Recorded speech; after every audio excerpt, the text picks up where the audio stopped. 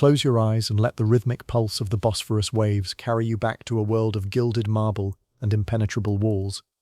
Tonight, we drift through 1,000 years of majesty, from the roar of chariot races to the silent embers of Greek fire.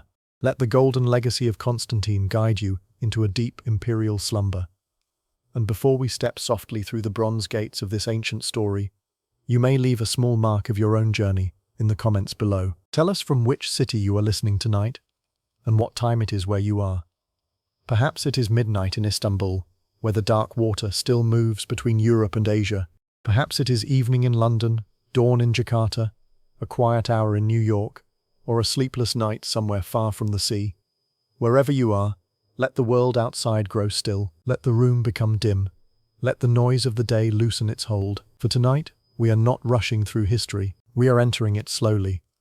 Like a small boat drifting across the Bosphorus beneath a sky of deep blue, moving toward a city that seems to rise from mist, stone, prayer, gold, and memory. There are few places in history where geography feels almost like destiny.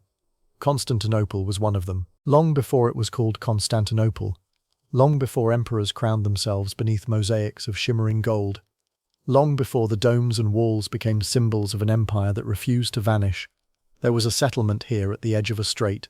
The land narrowed, the water turned, ships came and went. To the north lay the Black Sea, cold and mysterious, carrying grain, timber, fish, wax, slaves, furs, and rumors from distant coasts. To the south lay the Sea of Marmara, and beyond it the Aegean and the wider Mediterranean, where Greek, Roman, Egyptian, Syrian, and later Italian merchants measured the world by harbours and winds.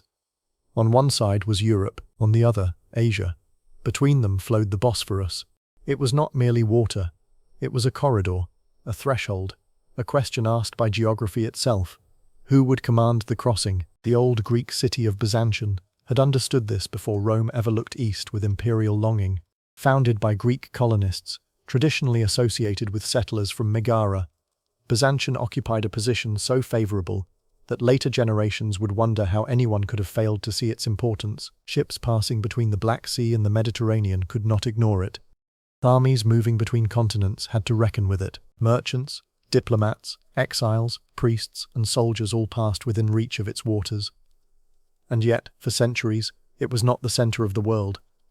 It was important, but not supreme. Athens had its philosophers, Alexandria had its library and lighthouse, Antioch had its streets and schools, Rome had its legions, its senate, its law, its memory of conquest. Byzantium waited. It waited as empires rose and argued around it. It watched the old Greek world become part of a wider Roman order. It watched the Roman Republic become an empire. It watched the empire stretch across the Mediterranean until the sea became, in Roman imagination, something like an inland lake. And then, slowly, quietly, the weight of Rome began to shift. The old capital on the Tiber still possessed immense symbolic power, but the empire was too large, too complex, too burdened by frontiers and rival claimants to be ruled easily from one ancient city in Italy. The eastern provinces were rich, urban, and deeply connected to older traditions of Hellenistic culture. They contained great cities, skilled administrators, wealthy landowners, and trade networks that pulsed like veins through the imperial body. The empire's eastern roads led toward Persia. Its eastern ports opened toward Egypt, Syria, Asia Minor, and the Black Sea. Its eastern peoples spoke Greek in many cities, worshipped in diverse ways, and carried memories older than Rome itself. By the late 3rd and early 4th centuries, the Roman world had already learnt that emperors might rule from wherever power required them to stand. Nicomedia, in northwestern Asia Minor, had served as an imperial residence. Other cities had hosted courts, armies, officials, and ceremonies. Rome remained Rome, but it was no longer the only place where imperial reality lived. Then came Constantine. His name would become inseparable from the city.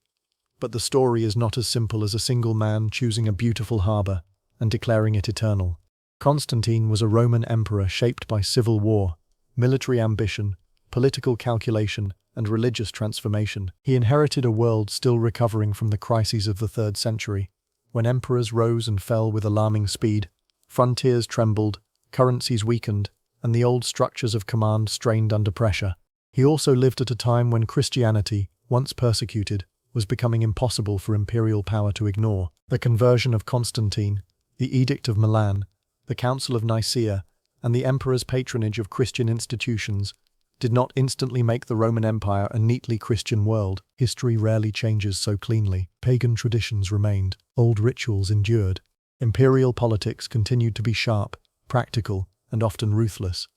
But something profound had shifted. The empire was beginning to imagine itself differently. Power was being clothed in new sacred language. The emperor was no longer only the guardian of Roman victory and order. He was increasingly presented as a ruler under the favor of the Christian God. And in this changing world, Constantine looked toward Byzantium. The city had been damaged during earlier conflicts, but its location was extraordinary. It could be defended by land walls across the peninsula. It was surrounded on three sides by water. Its harbors offered shelter. Its position allowed communication with the Danube, the Balkans, Asia Minor, Syria, Egypt, and the Black Sea. It was near the empire's troubled frontiers, but not swallowed by them. It faced both Europe and Asia, without belonging entirely to either. Constantine did not simply build a new town, he created a new imperial stage. In 330, the city was formally dedicated as Constantinople, the city of Constantine. It was also called New Rome. That title mattered. It did not mean the old Rome had disappeared. It meant that Roman authority had acquired a second, Eastern, Christianizing center of gravity. The new city was filled with monuments, forums, columns, palaces, churches, baths, cisterns, and public spaces intended to proclaim continuity as much as novelty. It was new, but it was Roman. It looked forward, but it borrowed from the past. Statues were brought from older cities. Ceremonies were shaped to echo Roman tradition. The emperor's presence gave the city meaning. The court gave it rhythm. The bureaucracy gave it purpose.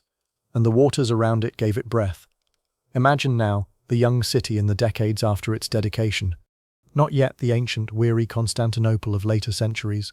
Not yet the besieged queen of medieval imagination, but a growing capital, bright with ambition, streets filled with laborers, builders, senators, soldiers, servants, merchants, bishops, eunuchs, petitioners, scribes, sailors, and animals pulling carts of stone. The air smelling of salt, dust, wet timber, lamp oil, bread, sweat, incense, and the faint metallic scent of workshops, the sound of hammers on scaffolds, the creak of ships in harbour, the chanting of clergy, the sharp arguments of officials, the low murmur of crowds gathering around notices, processions, and imperial rumours. For a city is never only its walls, it is a pattern of daily life.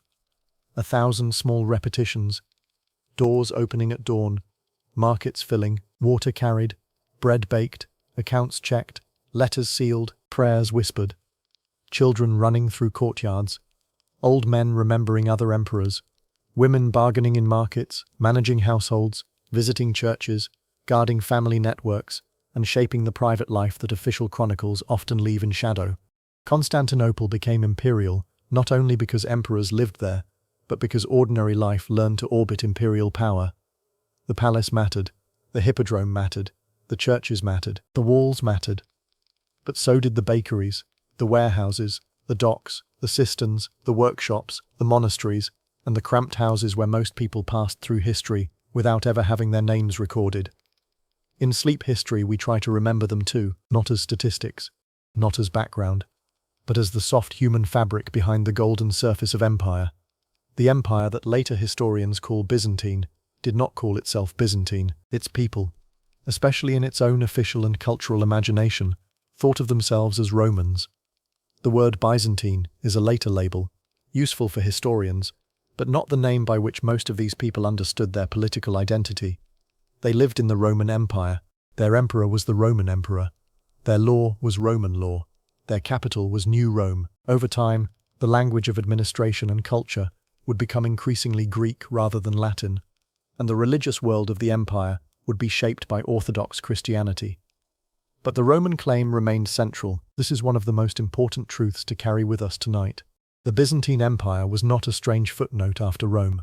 It was the continuation of the Roman Empire in the Eastern Mediterranean.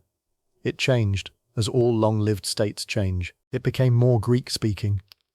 It became more visibly Christian. Its frontiers contracted and expanded. Its enemies changed. Its court rituals deepened. Its art grew more symbolic, more spiritual, more luminous. But it did not experience itself as an imitation of Rome.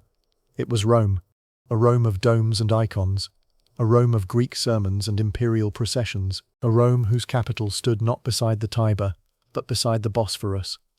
And as the western half of the empire weakened under the pressure of internal fragmentation, economic strain, military challenges, and migrating peoples, the eastern half endured.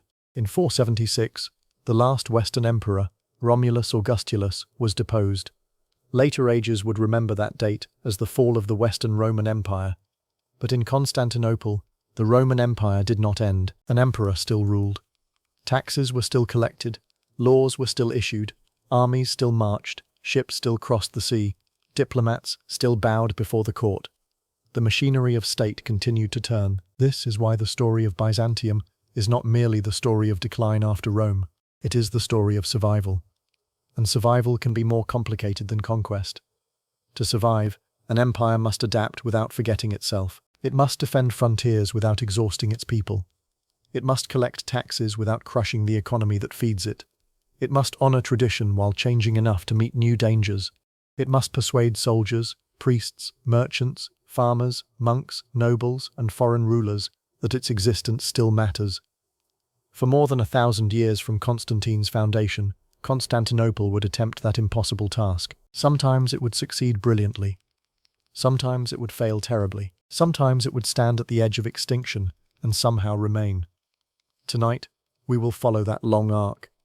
Not as a list of battles, not as a parade of emperors, but as the breathing life of a civilization, rising, glowing, cracking, healing, and fading into legend.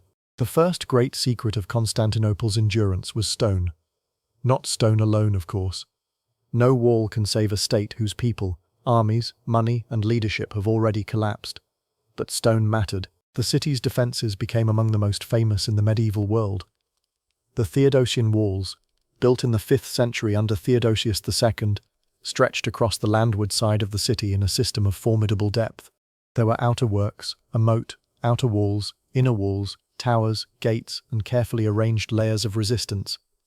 An attacker did not merely approach one barrier.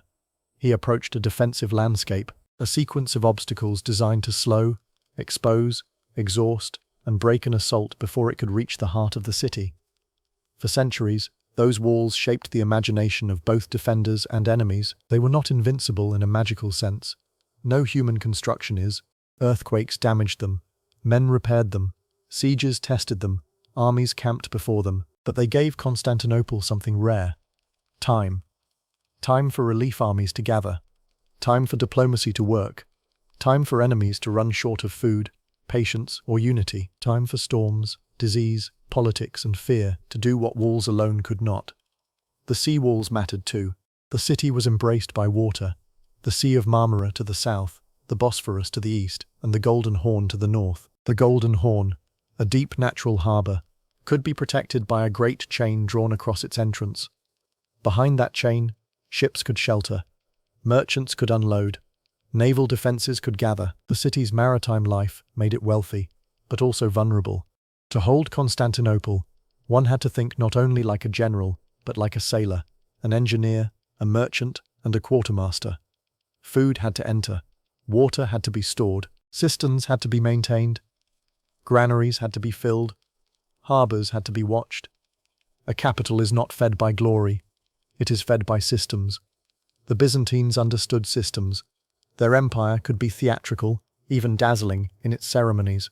Foreign visitors might see gold, silk, mechanical marvels, solemn chants, and the emperor elevated within a choreography of sacred kingship. But beneath the splendor lay files, seals, tax registers, legal formulas, military districts, supply chains, trained secretaries, careful accountants, and a political culture that valued continuity. The court could be dangerous. Intrigue was real. Blinding, exile, coups, and poison appear often enough in Byzantine history to remind us that imperial holiness did not remove human ambition. Yet the state endured because it possessed habits of administration. The empire knew how to record, how to tax, how to negotiate, how to absorb, how to wait. Waiting is one of the quiet arts of Byzantine history. When too weak to defeat an enemy directly, emperors might delay, they might pay subsidies, they might encourage one rival against another, they might marry into foreign dynasties, they might offer titles, gifts, silk, gold, relics, or recognition. To modern ears, this can sound like weakness, but diplomacy is not the opposite of power. For Byzantium, diplomacy was often the most economical form of defense. A battle could destroy an army in a day. A payment might buy 10 years. A title might turn a raider into an ally. A marriage might open a frontier. A mission of priests might reshape a people's cultural world for centuries. The empire survived not because it always won by force, but because it understood that force was only one instrument among many. Still, there were moments when force could not be avoided. And in the 6th century, under Emperor Justinian the empire attempted not merely to survive, but to restore. Justinian came to the throne in 527.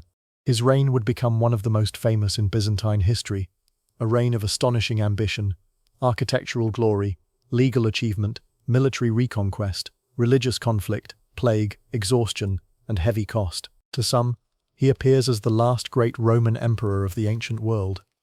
To others, he is a ruler whose dreams were too large for the resources of his state. Both views contain something true. History often refuses to let us choose only one. Justinian wanted unity. Unity of law, unity of faith, unity of empire. He inherited a world in which the western provinces of the old Roman Empire were ruled by Germanic kingdoms, Vandals in North Africa, Ostrogoths in Italy, Visigoths in Spain. To Justinian, these lands were not foreign in the deepest sense. They were lost Roman territories, and what had been lost, he believed, might be recovered. His generals, most famously Belisarius and later Narses, carried imperial arms westward. North Africa was taken from the Vandals with remarkable speed. Italy, however, became a long and devastating theatre of war. Rome itself changed hands. Cities suffered. The Gothic War drained men, money, and resilience. In maps, Justinian's reconquests can look magnificent. The empire appears to stretch again across much of the Mediterranean. North Africa returns. Italy returns. Parts of southern Spain are touched by imperial power. For a moment, the old Roman see seems almost restored. But maps are quiet. They do not show tax burdens. They do not show ruined farms. They do not show the exhaustion of soldiers marching through disease and winter.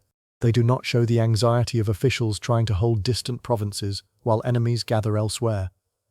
The dream of restoration came at a price. And yet, we should not reduce Justinian to overreach. His reign also produced one of the most enduring legal achievements in world history, the codification of Roman law. The Corpus Juris Civilis, compiled under his authority, gathered, organized, and clarified centuries of Roman legal tradition. Its later influence would extend far beyond the Byzantine world, shaping legal thought in medieval and modern Europe.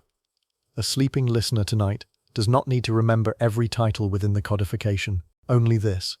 Justinian's empire tried to preserve law as memory, to collect the scattered voice of Rome and make it speak again in ordered form. Law, like architecture, was a way of resisting time. And then there was Hagia Sophia, the Church of Holy Wisdom. Not the first church on that site, but the great 6th century structure built after the Nika riots devastated parts of Constantinople. The Nika riots of 532 began in the charged world of chariot racing factions, urban anger, and political unrest. They grew into a crisis so severe that Justinian reportedly considered flight. Theodora, his empress, is remembered in later accounts as urging firmness, declaring in essence that imperial purple made a noble burial shroud. The exact words come through historical tradition and literary shaping, but the political meaning is clear. The regime chose to stand. The revolt was crushed with great bloodshed, and from the destruction rose one of the most extraordinary buildings of late antiquity. Hagia Sophia was designed by Anthemius of Tralles and Isidore of Miletus. Its dome seemed to float above space. Light entered and dissolved the heaviness of stone. Gold mosaics shimmered. Marble surfaces moved like frozen water.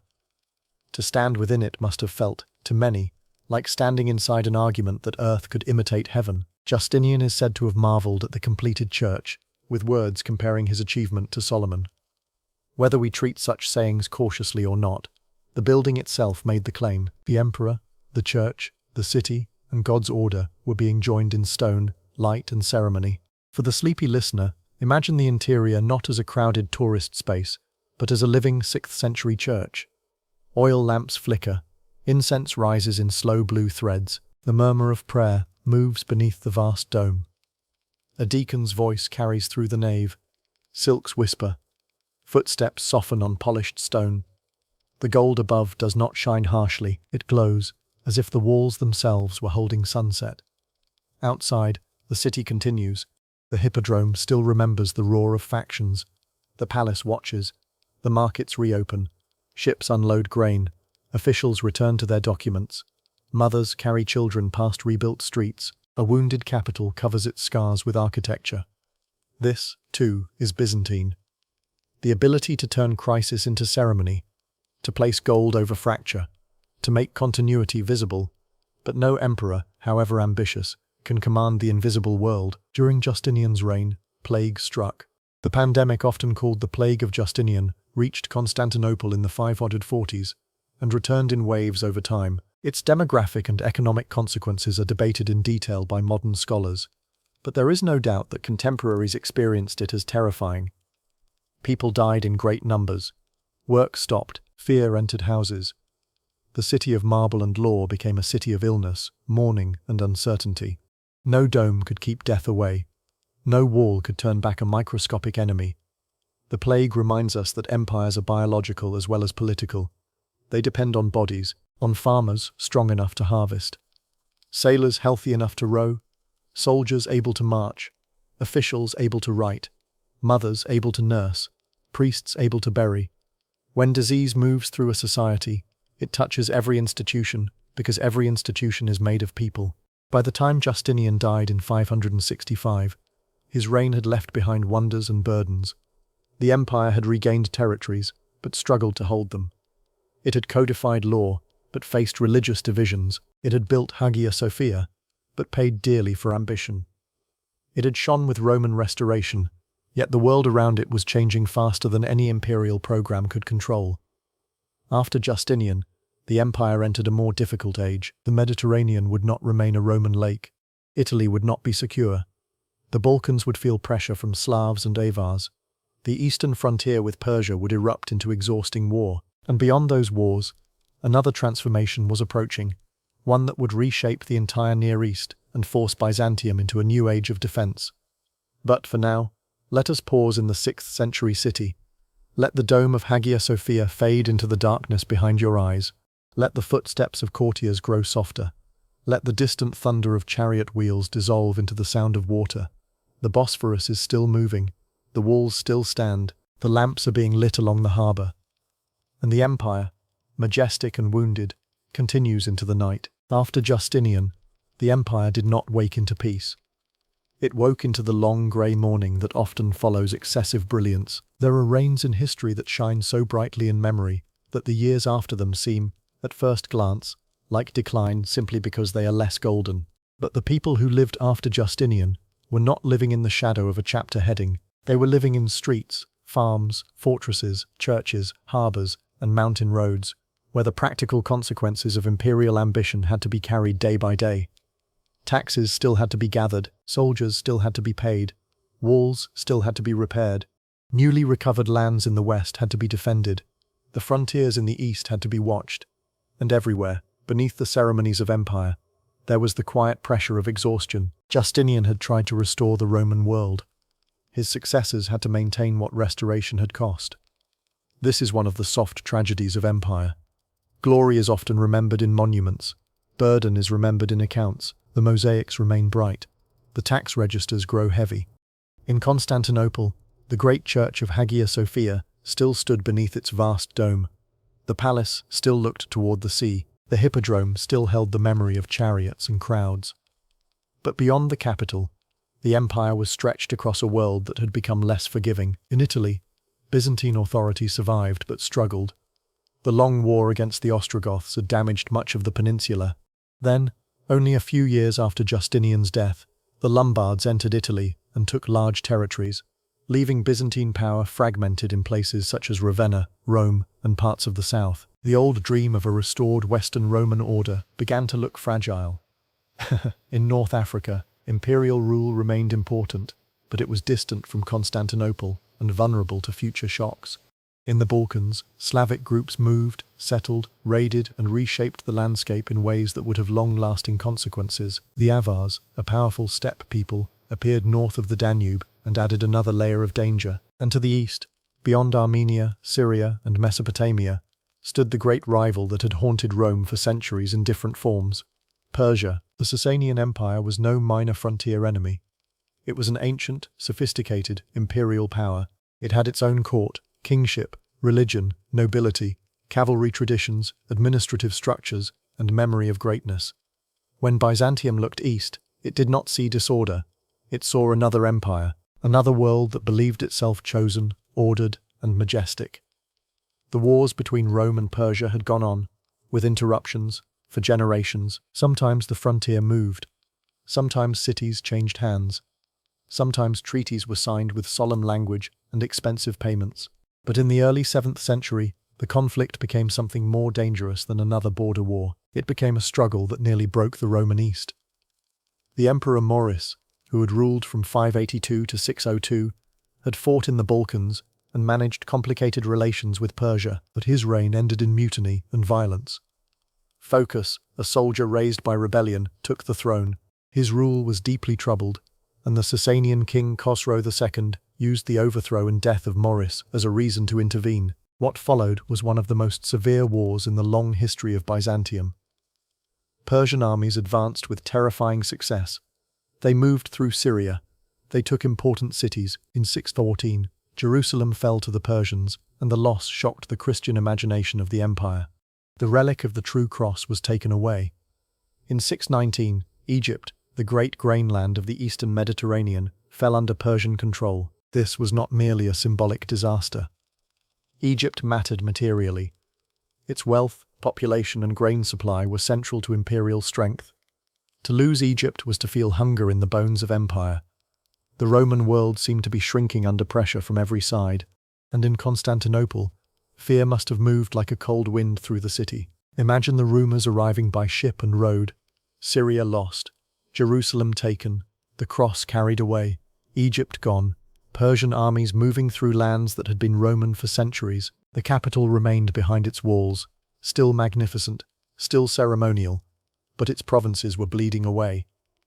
In such moments, history becomes intimate. The empire is not an abstraction.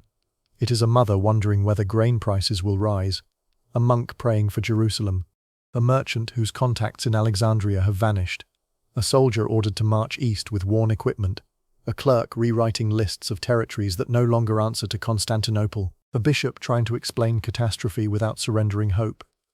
Then came Heraclius. Heraclius took power in 610 after sailing from North Africa and overthrowing Phocas. He inherited not a strong empire, but a wounded one. His early years were dark. The Persians continued to advance. The Avars and Slavs threatened the Balkans. The treasury was strained.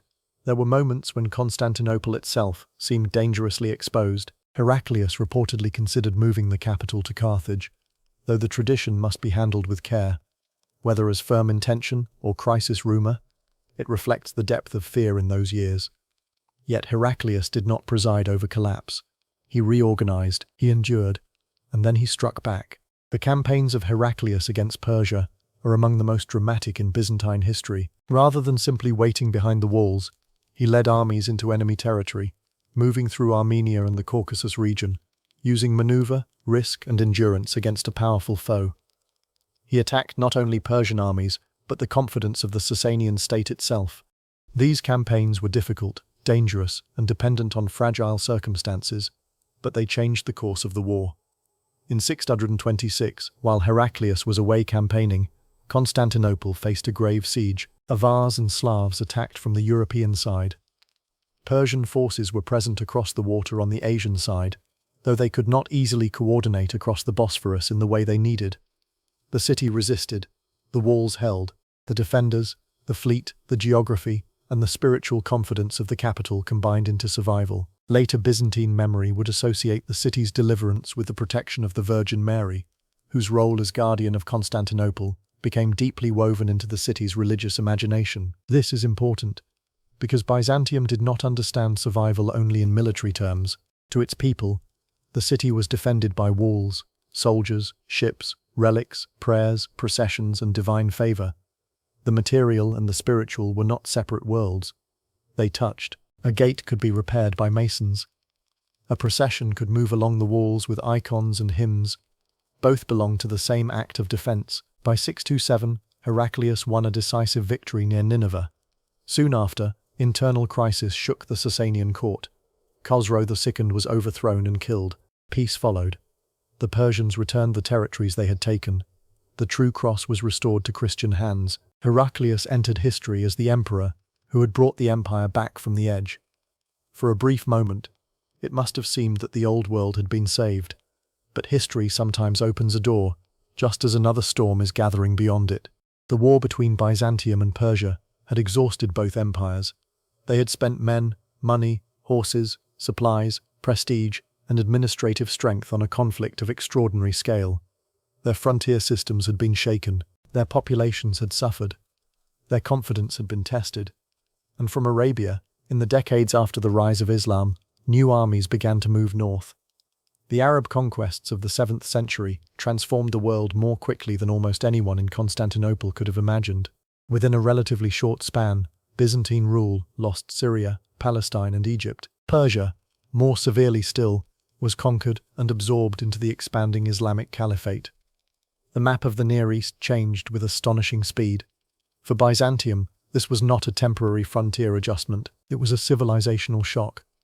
Syria had been Roman, Egypt had been Roman, Palestine, with Jerusalem and the holy places, had been central to Christian imperial imagination. These lands contained cities, monasteries, tax bases, ports, schools, and populations that had belonged to the Roman East for centuries. Their loss reshaped the empire permanently. It became smaller, more Anatolian, more Balkan, more Greek-speaking in practical identity, less a Mediterranean superpower holding the great southern and eastern provinces, and more a defensive state centered on Constantinople, Asia Minor, parts of the Balkans, and the Aegean world. This is where the Byzantine Empire, as many people imagine it, begins to take its medieval form, not because Rome ended, but because Rome survived by becoming something narrower, harder, and more inwardly disciplined. The empire had to learn defense as a way of life. The old late antique world of great eastern cities under Roman administration gave way to a more militarized and rural order in many regions. Urban life did not vanish everywhere, and we should not exaggerate decline into darkness, but the texture of society changed. The state had fewer resources. The army had to be organized for repeated frontier warfare. The countryside became central to survival. The themes, military administrative districts, whose development was gradual and complex, became part of this new order. In simple terms, the empire increasingly relied on regional military structures in Asia Minor and elsewhere, linking land, soldiers, and defense in ways suited to a world of persistent danger. The Byzantine state did not have the luxury of imagining war as an interruption. War became atmosphere, a background pressure, a recurring season, a reason for taxes, roads, signals, fortresses, and imperial decisions. And yet, even in contraction, the empire retained something remarkable. It retained Constantinople. The city remained the heart. The walls still stood. The court still performed Roman monarchy in Christian form. The patriarch and emperor still occupied a sacred political landscape. The bureaucracy still wrote. The gold coin, the solidus, and later its successors, still carried trust for a long time across markets and borders. The imperial image still mattered. Foreign rulers still measured themselves in relation to Constantinople. The empire was wounded, but not provincial. It had lost much, but it still believed itself universal. This is one of the strange beauties of Byzantine history. Its territory could shrink, but its imagination remained vast. A farmer in Anatolia, a monk in Bithynia, a court official in Constantinople, and a soldier on the eastern frontier could all belong to a state that thought of itself as the ordered Christian Roman Empire, even when its actual borders were far smaller than the claims of its memory. Memory can be a burden, but it can also be a shelter. In the 7th and 8th centuries, Constantinople faced Arab sieges that tested its survival. The most famous early siege, from 674 to 678 according to traditional chronology, involved repeated attacks and naval pressure. Another great siege came in 717 to 718, when the Umayyad Caliphate launched a massive effort to take the city. The Emperor Leo III, who had recently come to power, played a central role in the defense. The walls, the fleet, supplies, winter hardship, Bulgar intervention against the besiegers, and the famous Byzantine incendiary weapon known as Greek fire all contributed to the failure of the siege. Greek fire became one of the most legendary weapons in Byzantine history. Its exact composition remains uncertain, but it was an incendiary substance projected against enemy ships and feared because it could burn fiercely on water. The Byzantines guarded its secrets carefully. In the imagination of their enemies, it must have seemed almost supernatural. Fire moving across the sea, flame clinging to ships, night battles lit by burning liquid, sailors shouting in panic as the dark water itself seemed to ignite.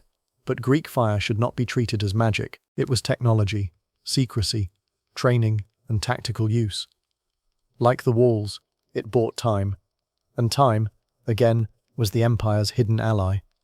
The survival of Constantinople in 7017 to 7018 mattered far beyond the city.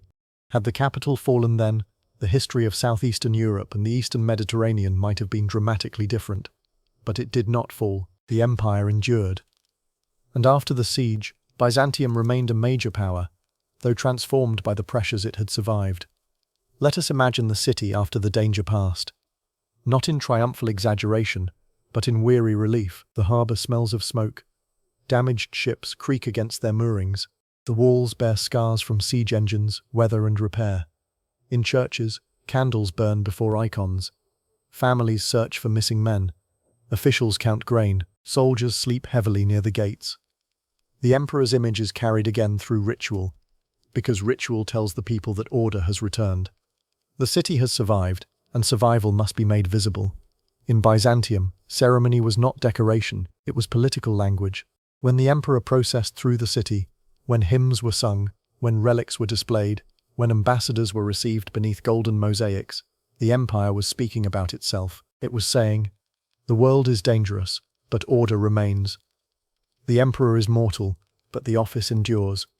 The city can be wounded, but it is not abandoned. God has not withdrawn his protection." For modern listeners, it is easy to see only the splendor and miss the anxiety beneath it. But perhaps the splendor was so intense, precisely because the anxiety was so deep.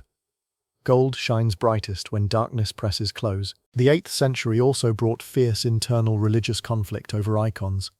The iconoclastic controversy cannot be reduced to a simple story of emperors hating art or monks loving beauty. It involved theology, imperial authority, military crisis, biblical interpretation, the role of sacred images, and the meaning of proper worship. Some emperors and bishops argued against the veneration of icons, fearing that images could lead to idolatry, or that divine displeasure had contributed to military disasters. Defenders of icons argued that because Christ had become human and visible in the Incarnation, sacred images could be honored without being worshipped as God. For ordinary believers, icons were not abstract theological objects. They were present in churches, homes, processions, monasteries, and personal devotion. They were faces of Christ, Mary, and the saints. They were windows into the holy. To remove them was not merely to change decoration. It was to alter the emotional landscape of faith. The controversy unfolded in waves. There were councils, imperial decrees, resistance, restoration, renewed iconoclasm, and final restoration of icons in 843, later celebrated in the Orthodox tradition as the triumph of orthodoxy. During these generations, the empire argued with itself about how heaven should be seen. Imagine a small church in Anatolia during these troubled years, the air cool before dawn, the walls once covered with painted saints, now whitewashed in places, an old woman lighting a lamp where an icon used to hang, a monk hiding a small painted panel beneath cloth, a soldier loyal to the emperor wondering whether obedience is itself a sacred duty, a bishop composing careful words that might save his position or condemn him. The conflict over icons reminds us that Byzantine history was not only armies and emperors, it was also a history of sight. What may be seen? What may be represented? How does the invisible become present? Can paint participate in holiness? Can an image lead the soul upward, or does it trap devotion in matter? These were not minor questions in a world where theology shaped empire and empire shaped theology. Even when the empire was defending its borders, it was also defending definitions of truth. And yet, life went on. This is always the quiet counterpoint in long histories. While councils argued, bread baked. While emperors issued decrees, farmers watched the weather. While soldiers guarded passes through the Taurus mountains, mothers taught children prayers. While monks copied texts, sailors cursed contrary winds. The empire's greatness was not only in its golden court, it was in the persistence of daily rhythms beneath crisis. In villages across Anatolia, people lived close to seasons. They sowed grain. They tended vines. They kept animals. They paid taxes when officials came. They feared raids. They honored saints. They listened for news from the capital with a mixture of loyalty, suspicion, and distance. For them, Constantinople may have seemed almost mythical, a city of emperors and domes far away across mountains and sea, and yet decisions made there could reach into their lives. A new tax, a military levy, a religious policy, a land dispute, a call to repair roads or supply troops. Empire is felt most strongly at the edge between grand decision and ordinary consequence. A decree in the palace becomes a burden on a mule. A frontier strategy becomes a son leaving home. A theological controversy becomes a missing image on a church wall. In the capital, meanwhile, the imperial court became increasingly elaborate. Byzantine ceremony developed into a disciplined art of hierarchy. There were titles, robes, colors, gestures, acclamations, silences, and precise movements through sacred spaces. Foreign ambassadors could be overwhelmed by the choreography of power. They might enter halls where mechanical devices, glittering ornaments, imperial stillness, and carefully arranged officials created an impression of majesty beyond ordinary kingship. This was not vanity alone. It was diplomacy. It was theatre as statecraft. The empire could not always defeat every enemy in the field, but it could make itself appear ancient, wealthy, divinely ordered, and dangerously subtle. A barbarian chief, a Western envoy, a steppe ruler, or a neighboring prince might leave Constantinople with gifts, titles, and memories designed to reshape his imagination. In Byzantium, silk could be a weapon, gold could be a fortress, a marriage proposal could be a campaign, a title could be a chain softer than iron. The emperor sat at the center of this world. But the emperor was not always secure. Byzantine political history is filled with sudden reversals. A ruler could be acclaimed by army or people, blessed by the church, crowned in solemn ritual, and still be overthrown. Some emperors died violently. Some were blinded, a punishment intended to disqualify them from rule. Some were exiled to monasteries. Some returned from exile. Some rose from provincial obscurity. Some were placed on the throne as children and ruled by regents, mothers, generals, or ministers. The throne was sacred, but the man upon it was vulnerable. This tension gave Byzantine history a peculiar rhythm. The empire believed deeply in order, yet its politics could be unstable. The office of emperor was exalted, yet emperors could fall. The city was guarded by holy images and mighty walls, yet riots could shake it from within. The Byzantines did not experience these contradictions as hypocrisy in the modern sense. They experienced them as the difficulty of maintaining divine order in a fallen world. The ideal was perfect. The human material was not. Slowly, through the 8th and 9th centuries, the empire began to recover strength. It had survived the Arab sieges. It had adjusted to a smaller world. It had debated icons and, eventually, restored them. Its military organization in Anatolia gave it resilience. Its diplomacy continued to reach outward. Its culture, though changed from the late antique world, remained literate, artistic, theological, and administratively capable. The age of mere survival did not last forever. By the 9th and 10th centuries, Byzantium began to move into a period of renewed confidence, often associated with the Macedonian dynasty. But before we enter that brighter chamber, let the darker centuries settle gently behind us. Listen to them not as failure, but as endurance. The empire lost Syria. It lost Egypt. It lost much of the world Justinian had tried to reclaim. It faced Persians, Avars, Slavs, Arabs, internal religious division, plague, financial strain, and political danger. And still, Constantinople remained. Still the morning light touched the dome of Hagia Sophia. Still ships entered the Golden Horn. Still imperial seals pressed red wax.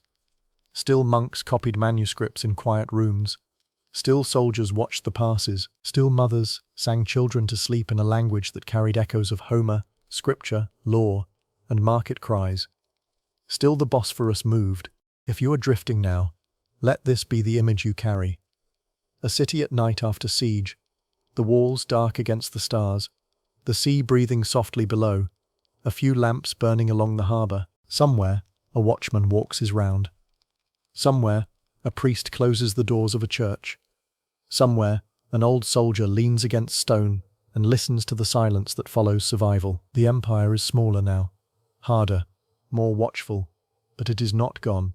Its story is only changing shape, and in the long quiet between danger and dawn, Byzantium begins to dream again. And so, after the long centuries of danger, after the pressure of Arab armies, after the loss of the old eastern provinces, after the arguments over sacred images and the anxious years when Constantinople seemed to survive almost by breathing carefully between disasters, the empire began to gather itself again.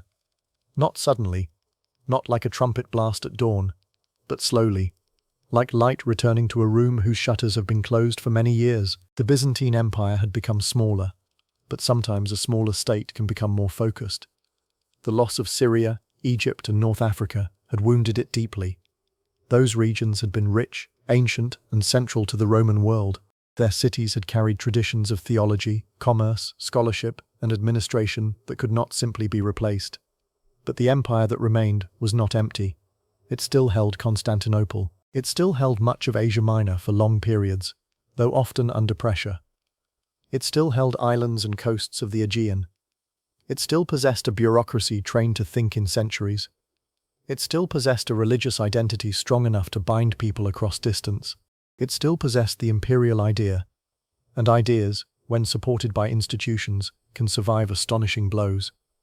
By the middle of the 9th century, the long struggle over icons reached a settled point. In 843, the restoration of icons was celebrated, and later Orthodox memory would honor this moment as the triumph of orthodoxy. The phrase itself has a sound of finality, triumph, orthodoxy, a world brought back into right order. But for those who had lived through generations of conflict, the restoration must also have felt like relief. Churches could once again glow with holy faces. Christ, the Virgin Mary, angels, apostles, martyrs, and saints could return to walls, panels, processions, and private prayer. The empire's visual language, interrupted and contested, recovered its confidence. To understand what this meant, imagine a church at evening. The lamps have been lit one by one. Small flames tremble before painted panels. Gold leaf catches light softly, not like the hard glitter of coins, but like a quiet dawn held inside the surface. The eyes of saints look out with stillness. The Virgin holds the Christ child. A tired woman enters, touches her forehead, whispers a prayer, and stands for a moment in the presence of images that are not merely decoration but companionship. The return of icons did not end every theological debate in Byzantine life. Byzantium would never be a world without argument, but it restored a deep emotional grammar. The sacred could be seen again, the invisible could be approached through color, line, gesture, and gaze. And as the empire's religious life regained this visual fullness, its intellectual and artistic life also began to flourish in new ways. Historians often speak of the Macedonian Renaissance. The term can be debated, as all labels can. It does not mean that Byzantium suddenly rediscovered culture after total darkness. There had always been learning, copying, preaching, governing, and artistic production. But from the 9th to the 11th centuries, especially under the dynasty traditionally called Macedonian, there was a marked renewal of classical learning, manuscript production, legal compilation, court culture, art, diplomacy, and military confidence. The empire was no longer merely holding its breath. It was speaking again in a fuller voice. Books mattered. In quiet rooms, scribes copied texts. Some copied scripture. Some copied theological works. Some copied saints' lives, sermons, legal material, histories, military manuals, medical writings, poetry, and ancient Greek literature. The Byzantine world preserved much that might otherwise have vanished. Not because every monk or scholar saw himself as saving Western civilization in some modern romantic sense. People copy texts for many reasons: for worship, for education, for administration, for prestige, for devotion, for use, for beauty, for memory. But the result, across centuries, was preservation. A fragile chain of hands, ink, parchment, discipline, and candlelight carried words from antiquity into the medieval world and beyond. Imagine one of those rooms. A desk near a window, a sheet of prepared parchment, the faint smell of ink, a stylus or pen moving slowly. Outside, perhaps the sound of a courtyard, a bell, footsteps on stone. Inside, a line from an ancient historian is copied again. A sentence from a church father is corrected. A legal passage is arranged. A marginal note appears, small and human, from someone tired, careful, opinionated or amused. The empire survives not only in armies, it survives in handwriting. It survives in the patience of people who believe that old words deserve another future. At the same time, the imperial court in Constantinople refined its ceremonial life to extraordinary levels. The emperor was surrounded by rituals that ordered space, rank, and meaning. One did not simply walk into Byzantine power. One approached it through layers, gates, halls, officials, silence, robes, acclamations, icons, gold, marble, measured movement. The court taught visitors how to feel before it told them what to think. Foreign envoys might arrive from Bulgaria, from the Islamic world, from the steppe, from Western Europe, from Rus, from Armenia, from Georgia, from Italy. They might see mechanical marvels described in later sources, roaring lions, singing birds, shifting thrones, glittering objects arranged to create an atmosphere of almost supernatural imperial majesty. Whether every detail impressed every visitor equally, the intention was clear. Constantinople wanted to be remembered. The city wanted strangers to return home carrying an image of an empire, older, richer, and more sacred than any ordinary kingdom. This was not childish display. It was policy. For a state surrounded by ambitious neighbors, prestige was a form of defense. If a ruler accepted a Byzantine title, wore Byzantine silk, married into imperial networks, received gifts, or sought recognition from Constantinople, he had entered the empire's symbolic universe. He might still be dangerous. He might still rebel. He might still raid. But he had been given a place in an order defined by the emperor. Byzantium often preferred to arrange the world rather than conquer all of it directly. This gift for arrangement helped shape the conversion of peoples beyond the empire's borders. One of the most important cultural achievements of the Byzantine world was its missionary and diplomatic relationship with Slavic peoples.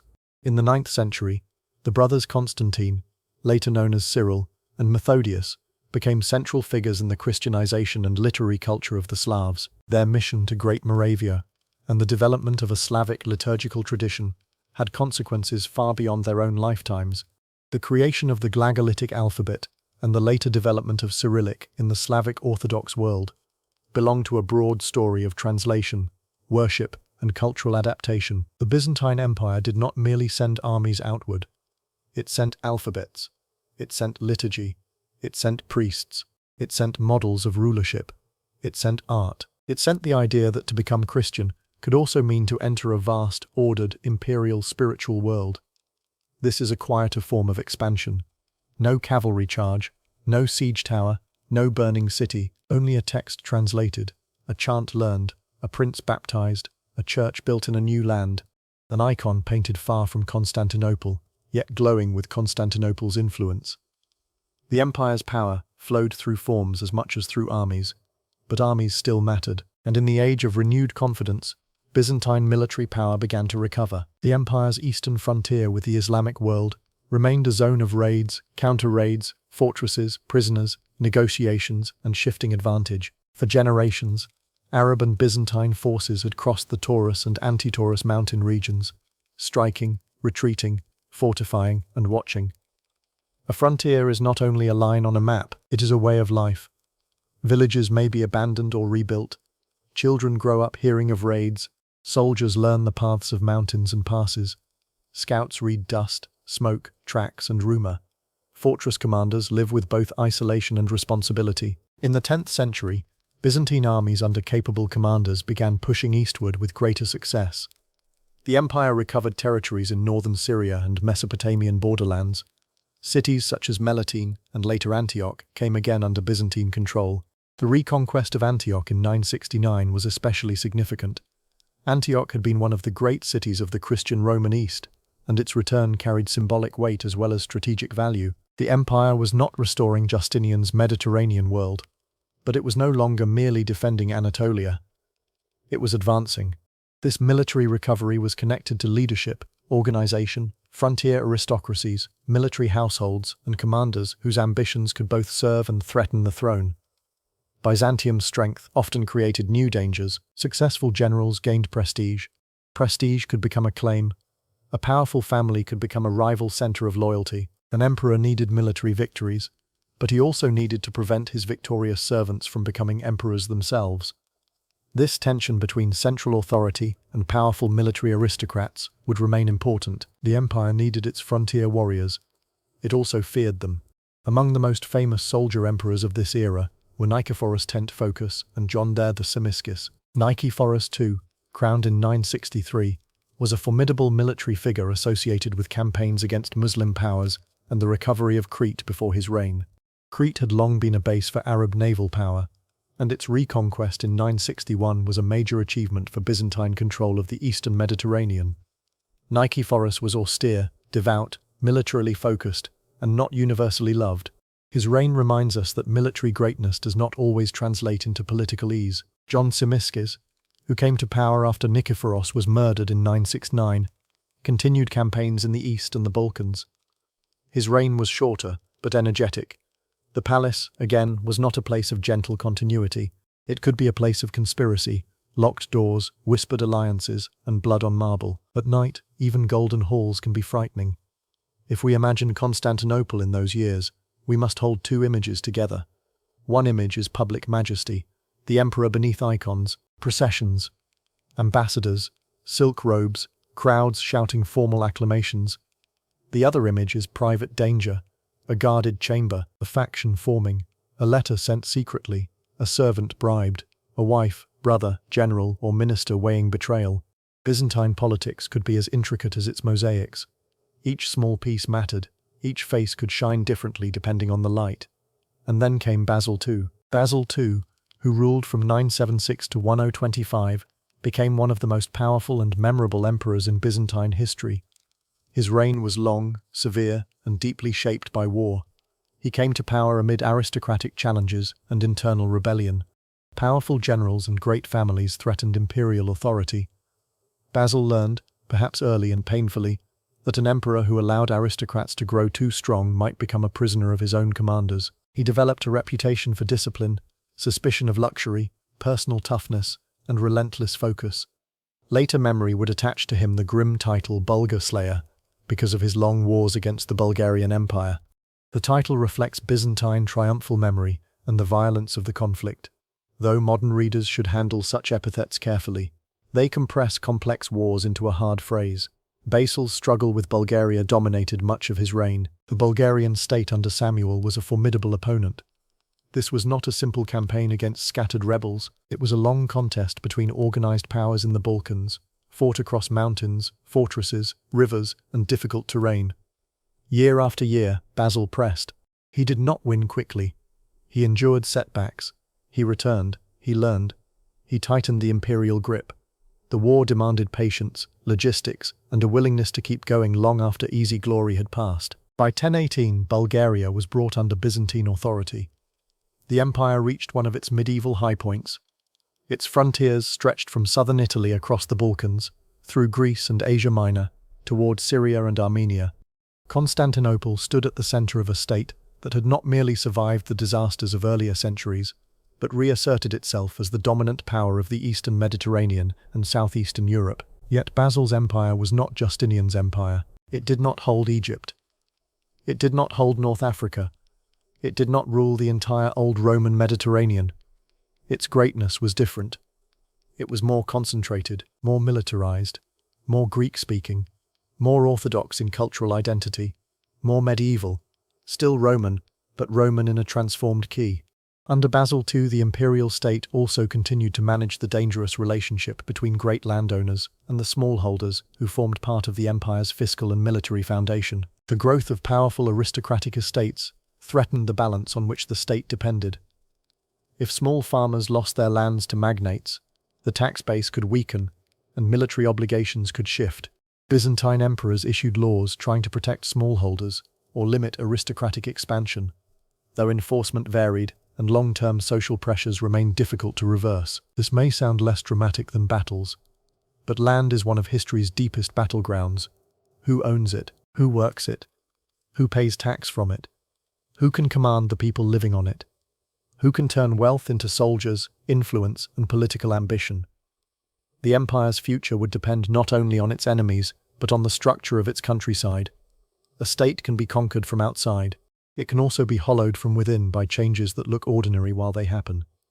Basil II died in 1025 without leaving a strong adult successor prepared to continue his system. This is one of the quiet turning points of Byzantine history. A great ruler can strengthen a state, but if too much depends on his personal will, the years after him may reveal hidden fragility.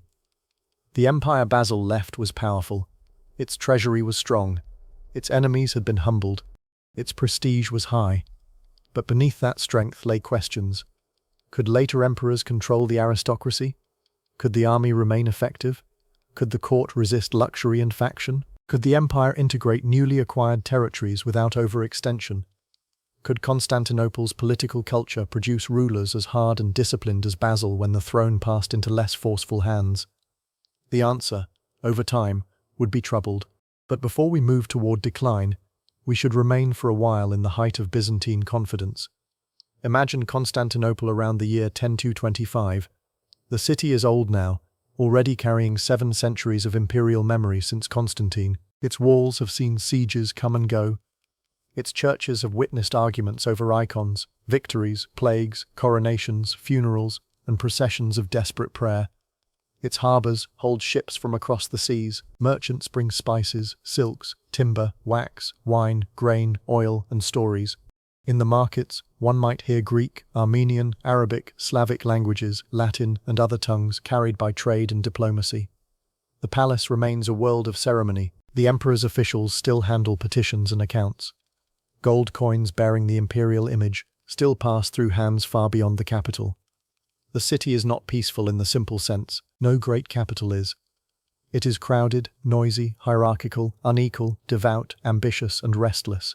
But it is alive with confidence. At dawn, the first light touches the upper stones of the walls. The sea shifts from black to blue. The dome of Hagia Sophia catches morning.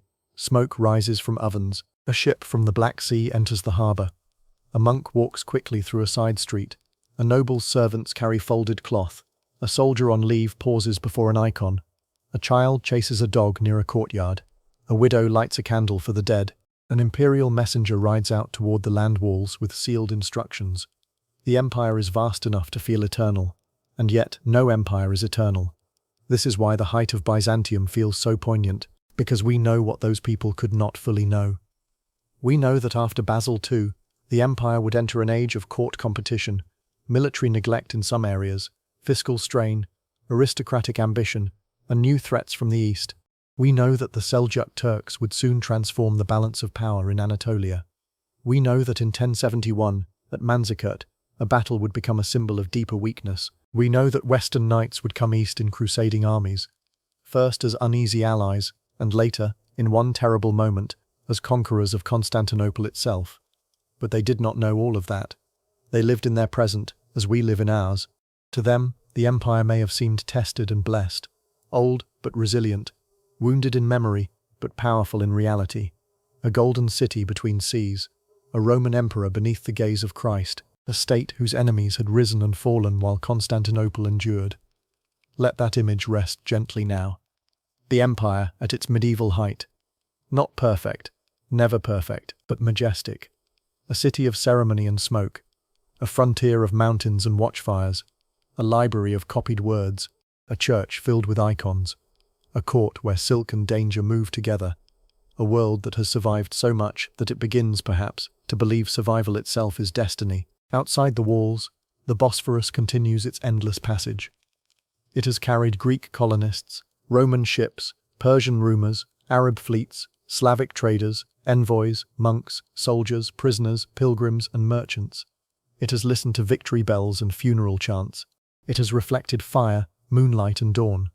And tonight, in our quiet telling, it carries us onward, toward the next turn of the story, toward a time when the empire's strength will begin to loosen, toward Anatolia, where the old heartland will tremble, toward Manzikert, toward the Crusades, toward a future in which Constantinople, still shining, will discover that even the most majestic walls cannot protect an empire from every kind of change. After Basil II, the empire stood tall, but tall things cast long shadows.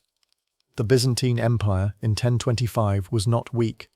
It was rich, respected, feared, and old in a way few states have ever been old. Its capital had endured sieges that would have destroyed lesser cities. Its armies had pushed back enemies in the Balkans and the East. Its gold coin still carried trust. Its court still dazzled visitors.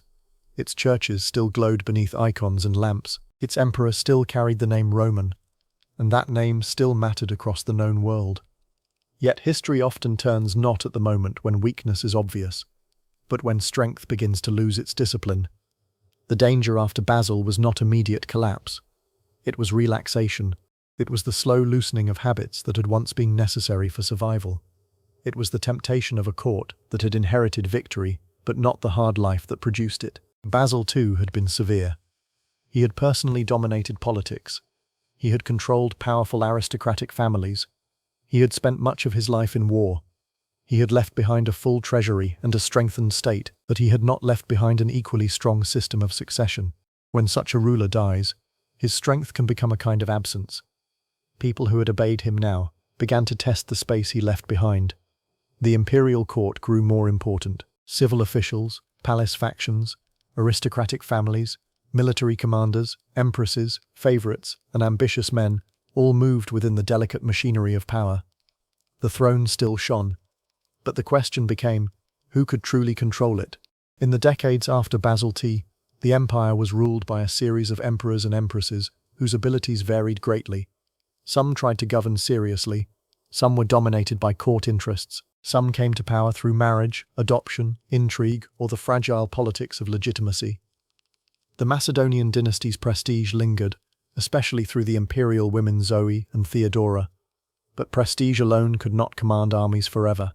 The empire's central problem was not that every ruler after Basil was foolish. History is rarely so simple. The deeper issue was that the balance between the court, the army, the treasury, the aristocracy, and the frontier began to shift. The Byzantine state had always needed both civilian administration and military strength. It needed clerks and commanders, tax officials and cavalrymen, judges and engineers, diplomats and fortress guards.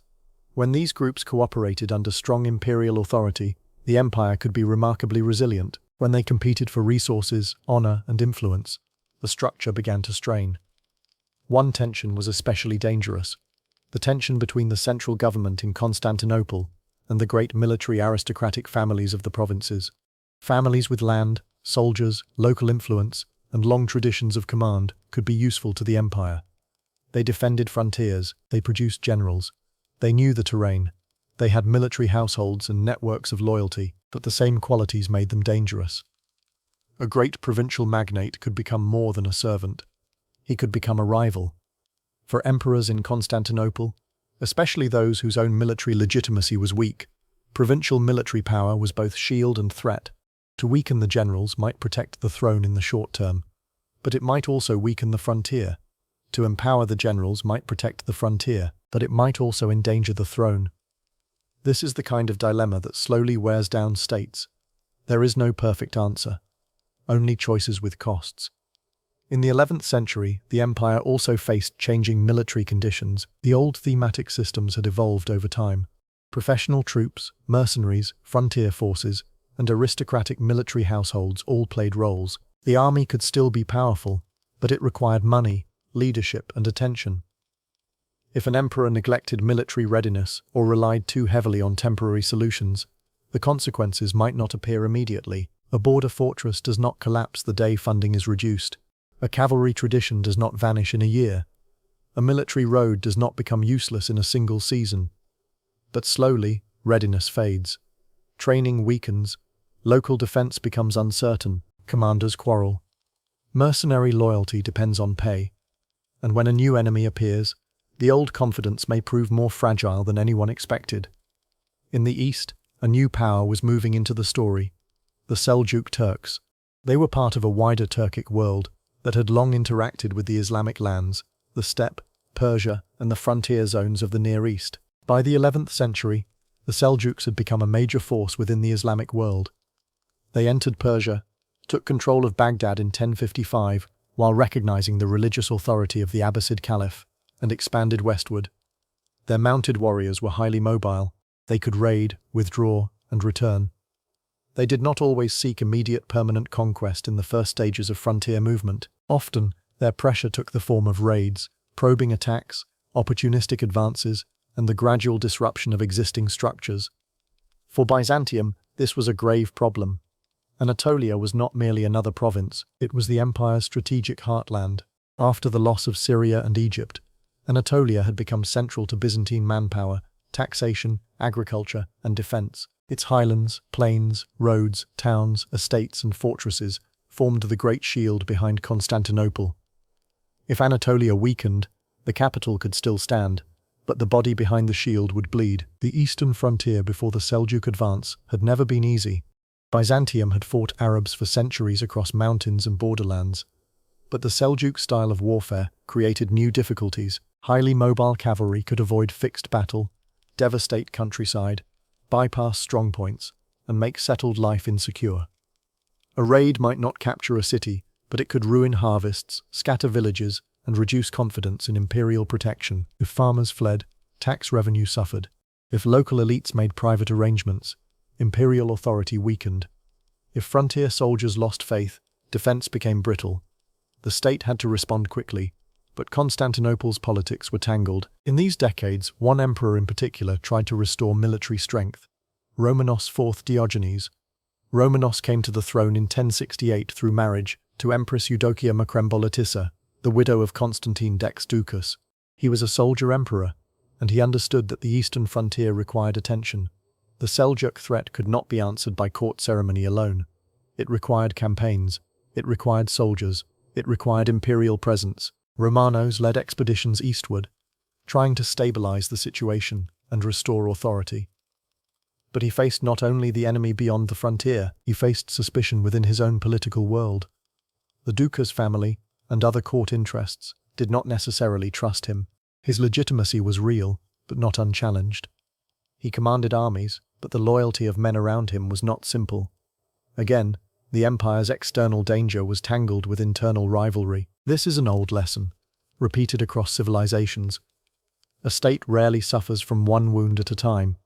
The outer frontier and the inner court bleed into each other. In 1071, Romanos IV led a major campaign toward eastern Anatolia. His goal included the recovery or securing of important frontier positions, including Manzikert, near Lake Van.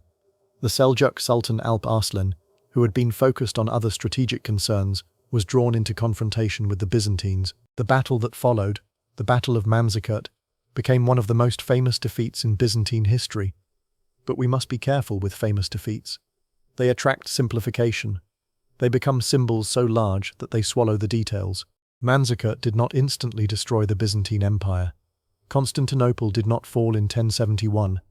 The walls did not crack that day. The emperor's palace did not burn.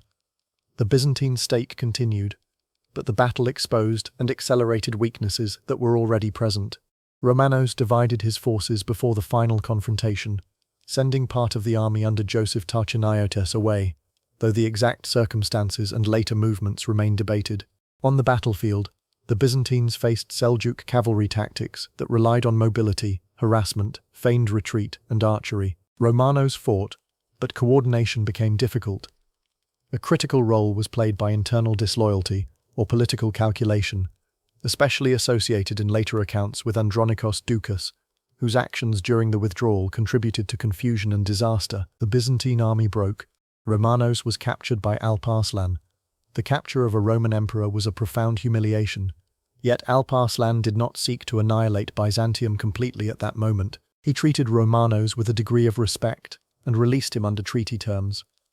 The deeper catastrophe came afterward. When Romanos returned, his enemies in the empire moved against him. Civil conflict followed. Romanos was defeated, blinded, and died soon after from his injuries. The treaty he had made with Alp Arslan became effectively useless because the emperor who had made it was no longer secure. This is why Manzikert's aftermath was so damaging. The empire needed unity after defeat. Instead, it suffered civil war. The frontier needed repair. Instead, rival claimants and factions competed for power. Anatolia needed protection. Instead, local structures weakened, and Turkish groups moved deeper into the interior. In the years after Manzikert, the loss of much of Anatolia unfolded not as a single clean event, but as a process. Raids, migrations, local accommodations, rebellions, mercenary politics, aristocratic struggles, and imperial weakness all contributed. The Seljuk Sultanate of Rum would eventually emerge in central Anatolia, with its capital later at Iconium, known today as Konya. That name, Rum, is important. It means Rome. The Seljuks who ruled in Anatolia ruled in lands long associated with the Roman Empire, and the memory of Rome remained embedded even in the names of its conquerors. History is full of such echoes. The conqueror inherits the vocabulary of the conquered. The land remembers older names. For Byzantium, the transformation of Anatolia was devastating. The empire could lose distant provinces and still remain strong if its core endured. But Anatolia had become a core. Its loss reduced manpower. It reduced tax revenue. It made the eastern approaches to Constantinople more dangerous. It fractured confidence. It also changed the human landscape. Christian communities remained in many areas for centuries, and the process of Turkification and Islamization was gradual, uneven, and regionally varied. But the political map had shifted. The old Byzantine interior was no longer securely Byzantine. Imagine a village in central Anatolia in the decades after Manzikert. The people may not fully understand the grand politics of Constantinople. They know only that imperial soldiers come less often. Tax collectors may still appear, or perhaps different men now demand payment. Mounted raiders have passed nearby. A monastery on the hill has sent its valuables away. A local landholder is negotiating with whoever can offer protection. A family debates whether to flee westward. The road that once led safely to a market town now feels uncertain. This is how empire recedes.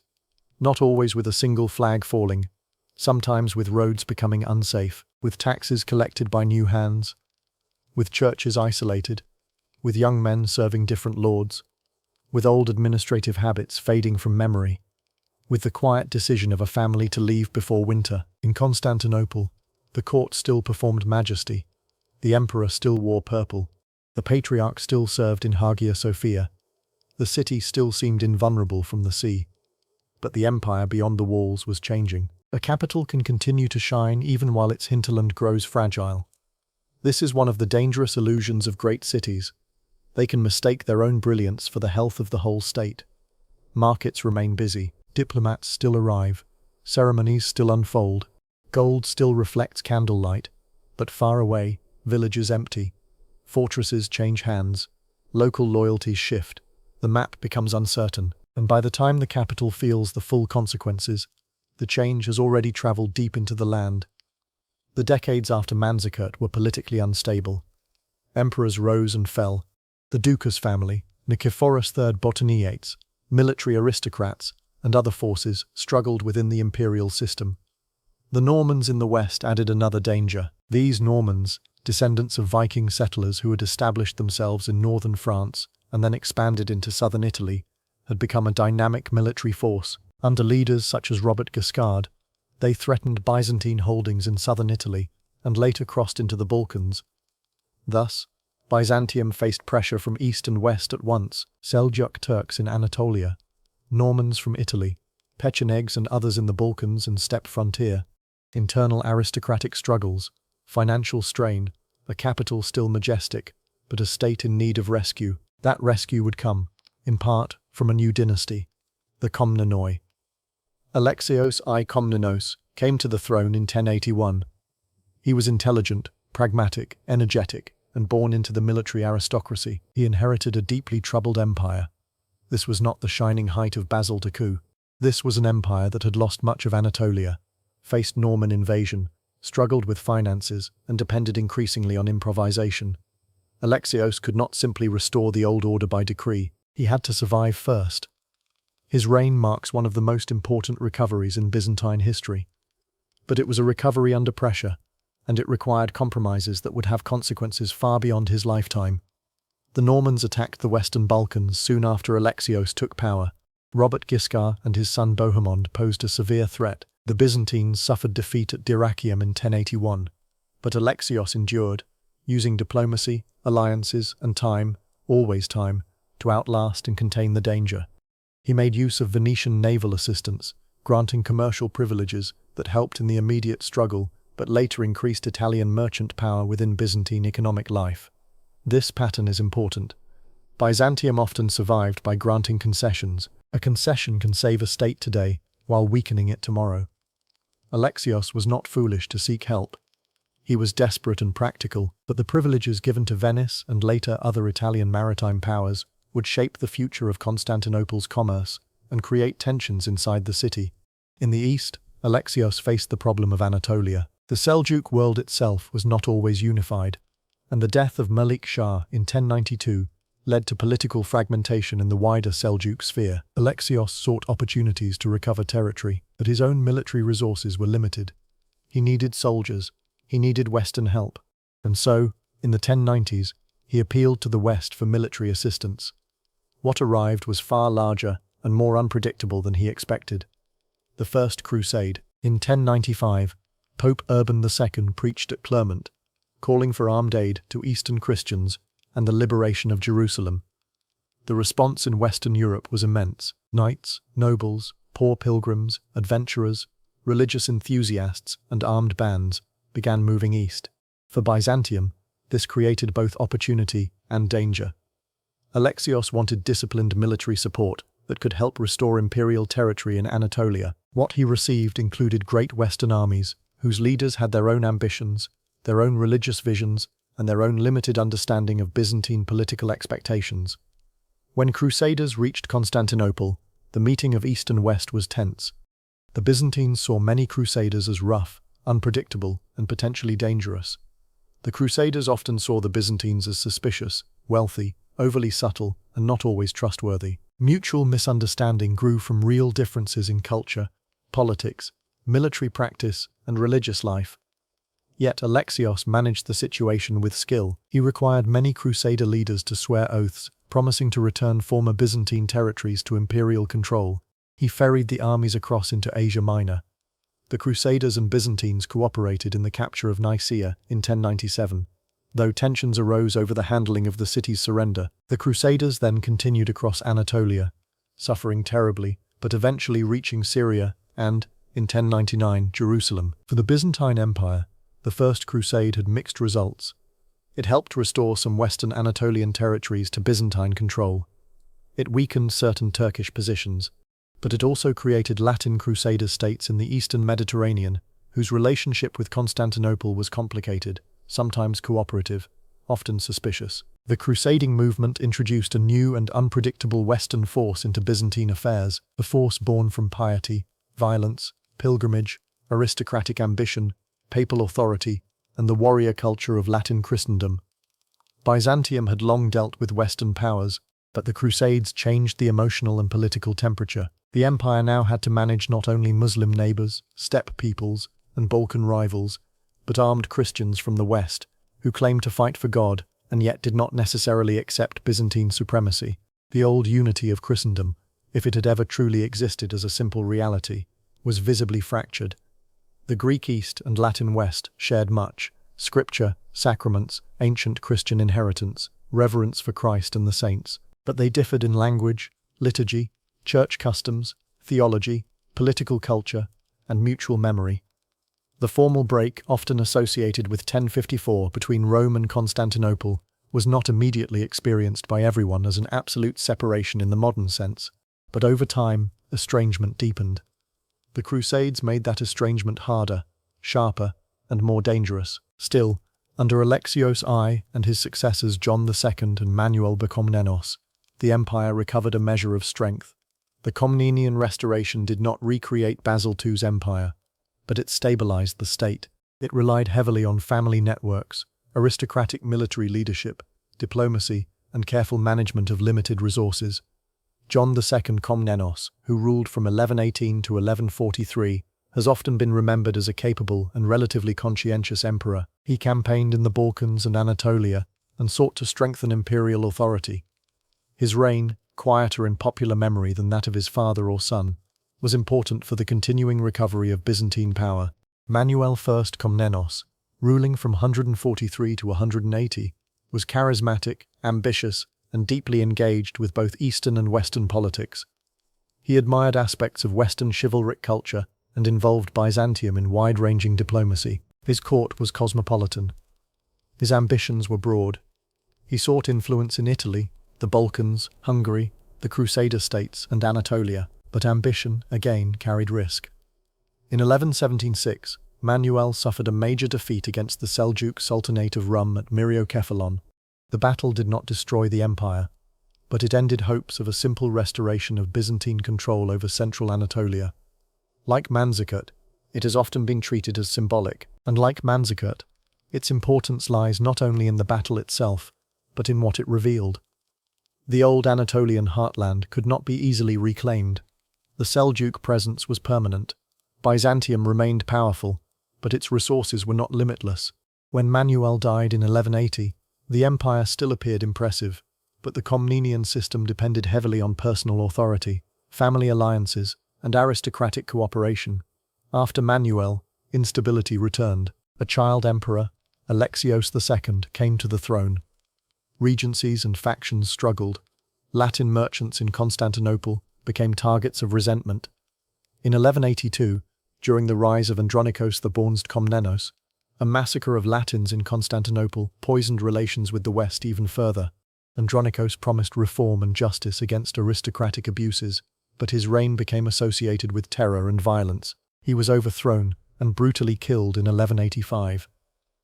That same year, the Normans sacked Thessalonica, the empire's second city, adding another wound. In the Balkans, the uprising of the Vlachs and Bulgarians led to the restoration of a Bulgarian state, further weakening Byzantine control. By the end of the 12th century, the empire was still magnificent, but dangerously unstable. The court had lost discipline, provincial authority was uncertain, the treasury was strained. Relations with the Latin West were bitter. The Italian maritime republics held increasing commercial influence. The crusading movement remained unpredictable, and Constantinople, rich beyond imagination to many Western eyes, stood like a prize at the center of resentment, envy, and misunderstanding. The next disaster would not come from the east. It would not be a Seljuk army breaking through Anatolia. It would not be a Persian king, an Arab fleet, or a Bulgar mountain war. It would come from fellow Christians of the Latin West, from a crusade that lost its way, from debt, ambition, Venetian strategy, dynastic intrigue, and spiritual justification twisted into violence. It would come in 1204. But before we reach that terrible year, let us remain for a moment in the uneasy twilight of the late Komnenian world. Imagine Constantinople near the end of the 12th century. The city is still vast, still filled with churches, palaces, monasteries, markets, cisterns, columns, and memories. The Hippodrome still holds echoes of a Roman crowd. Hagia Sophia still gathers light beneath its dome. The imperial palace still shelters ceremonies whose roots reach back through centuries. Venetian, Genoese, and Pisan merchants move through quarters of the city, calculating profit beneath the gaze of suspicious locals. Greek-speaking citizens grumble about foreigners. Foreigners grumble about Byzantine arrogance. Clergy debate. Nobles scheme. Sailors drink. Monks pray. Officials seal documents. And beyond the city, the empire's edges grow uncertain. There is still beauty. There is still wealth. There is still faith. But the air has changed. The old confidence has become brittle. A lamp can burn brightly just before the oil runs low. A city can shine even as danger gathers on the horizon, and the Bosphorus, patient as ever, reflects the lights of Constantinople without warning them what is coming. The waves do not speak. They only carry. They carry ships. They carry rumors. They carry prayers.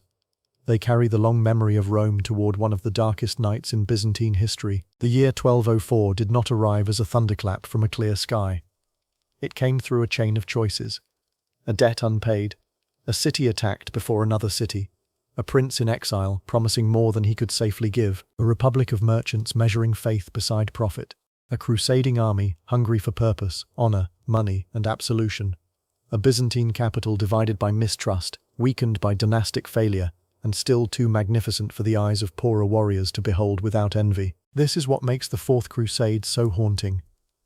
It was not merely a foreign army attacking Constantinople. It was a holy war that lost its road. It was a religious expedition transformed into a political and commercial catastrophe. It was a tragedy made from pious language, practical desperation, ambition, revenge, and misunderstanding. And it ended with Christian soldiers from the Latin West storming the greatest Christian city of the Eastern Mediterranean. Before we enter those terrible days, let the city appear one last time in its old majesty. Constantinople at the beginning of the 13th century was not the invincible heart of Byzantine's empire. It was weaker than it looked, but it still looked extraordinary. To Western visitors, it could seem almost beyond belief. Its walls stretched massive and ancient across the land. Its sea defences guarded harbours and palace fronts. Its churches held relics of immense spiritual prestige. Its markets contained goods from east and west. Its palaces preserved the ceremonial memory of Rome. Its citizens lived amid columns, forums, cisterns, monasteries, warehouses, workshops, and districts layered by centuries. The city had been wounded before. It had endured Persians, Avars, Arabs, Bulgars, Rus, earthquakes, fires, riots, and dynastic murder. But it had never been taken by storm from the outside. For hundreds of years, Constantinople's survival had become part of its identity. It was the city that did not fall. The city guarded by the Mother of God. The city of walls, water, and divine favor. And yet, faith in a city's destiny can become dangerous when it hides the weakness of the state defending it. The Fourth Crusade was called in the late 12th century, after the failure to recover Jerusalem during the Third Crusade. Its intended target, as the plan developed, was not Constantinople. The Crusaders aimed to strike through Egypt, which was seen as the key to Muslim power in the Eastern Mediterranean. To reach Egypt, they needed ships, and for ships, they turned to Venice. Venice was no ordinary city.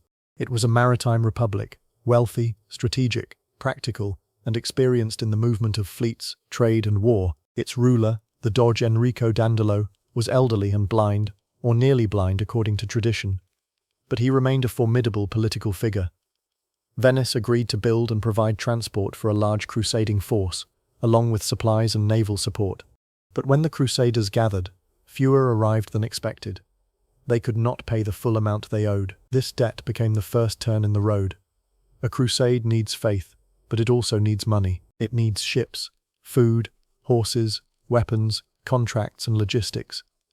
When the Crusaders failed to meet their financial obligations, Venice proposed a solution. The Crusaders would help capture Zara, a rebellious city on the Adriatic coast that had been under Hungarian protection. Zara was Christian. Its king was connected to the crusading cause.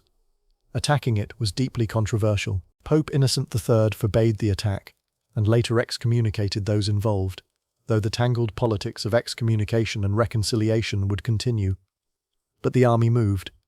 In 1202, Zara was besieged and taken. A crusade that had vowed to fight for the Holy Land had already attacked a Christian city. This was not yet the fall of Constantinople, but morally and psychologically, something had shifted. Once an army crosses one forbidden line, the next line can seem less impossible. While the Crusaders were at Zara, another opportunity appeared. A young Byzantine prince, Alexios Angelos, son of the deposed Emperor Isaac II Angelos, sought Western help to reclaim the throne from his uncle Alexios III. He made immense promises. He offered money. He offered military support for the crusade. He offered submission of the Byzantine Church to Rome. He offered what desperate exiles often offer: a future they do not yet control. For the Crusaders, his proposal seemed to solve several problems. It might pay their debts. It might restore a supposedly legitimate ruler. It might heal the division between the Greek and Latin churches. It might provide resources for the expedition to the Holy Land. For Venice, it also offered influence over Constantinople, a city central to Eastern Mediterranean trade. For many Byzantines, however, the idea of a Latin-backed claimant arriving with a crusading army was alarming. They had little reason to trust Western intentions.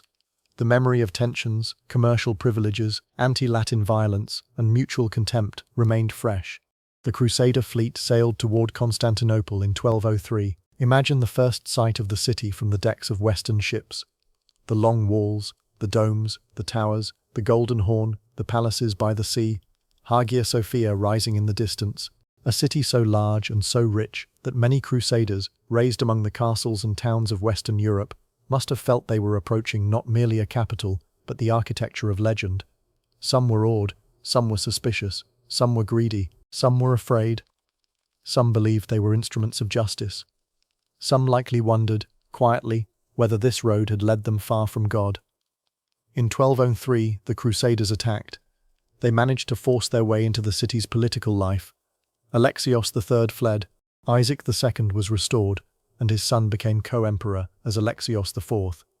For a moment, the plan seemed to have succeeded. The Crusaders had placed their claimant on the throne. They expected payment, but Alexios IV could not easily fulfill the promises he had made. The Byzantine treasury was not an endless cave of gold waiting to be opened. The people of Constantinople resented the presence of Latin soldiers. The clergy and populace resisted submission to Rome. The new emperor's legitimacy was compromised by the very force that had restored him. He was seen by many as a puppet of foreigners. To raise money, he had to impose burdens, confiscate treasures, and strain an already tense city. Fires broke out during the crisis, damaging parts of Constantinople. Latin and Greek hostility deepened. The Crusaders camped near the city, increasingly angry that they had not been paid. The Byzantines inside the city grew furious at the humiliation of Latin presence and the policies of the new regime. The restored Emperor Isaac II was old and weakened. Alexios IV was trapped between impossible demands. He owed the Crusaders more than he could deliver. He owed his people independence from the very Crusaders who had made him emperor. No ruler can survive long when his power rests on an army his people hate and promises he cannot keep. In early 1204, a palace coup brought Alexios V Ducas, called Mortsouphlos, to power. Alexios IV was imprisoned and killed. Isaac II died around the same period. The Crusaders now had no payment, no friendly emperor, and a grievance they could frame as betrayal. The leaders of the Crusade and Venice prepared for a second attack. This time, there would be no restoration of a Byzantine claimant as the immediate purpose. This time, Constantinople itself would be conquered and divided. Before the final assault, the Crusaders and Venetians made arrangements for the partition of the empire. They discussed how territories, offices, and wealth would be divided if the city fell.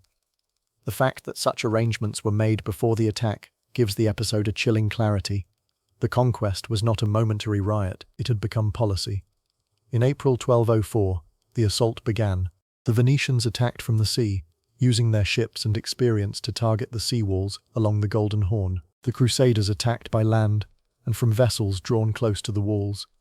The first assault failed, but on April 12th, the attackers succeeded. Venetian ships pressed against the walls, ladders and bridges reached towers, fires spread, the defenders faltered. A breach, once made in confidence, becomes a wound in the mind as much as in stone. The city that had resisted so many enemies was entered. Constantinople fell to the army of the Fourth Crusade. The sack that followed was devastating. For 3 days the city was looted. Churches, palaces, monasteries, houses and treasuries were plundered. Relics were taken west. Works of ancient art were destroyed, melted, stolen or carried away. Hagia Sophia itself was desecrated in ways that horrified Byzantine memory. The bronze horses that had adorned the hippodrome were taken to Venice, where they became among the most famous trophies of the conquest. Libraries and archives suffered losses. Families were ruined. Women were assaulted. Sacred vessels were seized. The city's accumulated memory, gathered over nearly 9 centuries since Constantine, was broken open by men who had taken the cross. We should speak of this slowly, not to make it sensational, but because some events require moral quiet. The fall of Constantinople in 1204 was not only a political defeat, it was a trauma of civilization. The Byzantines had seen themselves as Romans, Christians, guardians of orthodoxy, heirs of Constantine, defenders of the holy city between continents. Now their capital had been taken not by Persians, not by Arabs, not by Turks, but by Latin Christians. The wound between East and West deepened almost beyond repair. The bitterness of 1204 lived in Orthodox memory for centuries. It confirmed fears that the Latin West was not merely different, but predatory. For the Latin conquerors, the event was justified by many arguments: broken promises, political necessity, divine judgment, military right, and the practical logic of conquest. But justification is not innocence, and in the quiet court of history, 1204, remains one of the darkest moments in the story of medieval Christendom. After the city fell, the Byzantine Empire was divided. A Latin empire was established in Constantinople, with Baldwin of Flanders chosen as emperor. Venice took major commercial and strategic privileges, including important territories and control over key maritime interests. Crusader nobles received portions of the conquered lands, but the conquest did not erase Byzantine resistance. The empire shattered, but fragments survived. Greek successor states emerged. In Nicaea, across the water in northwestern Asia Minor, a Byzantine government in exile formed under the Laskarid dynasty. In Epirus, another Greek state developed in western Greece and the Balkans.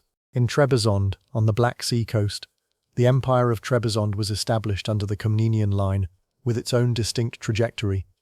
These states competed with each other as well as against the Latins. Even in exile, Byzantine political identity did not become simple unity. Rome had been shattered into rival memories of Rome.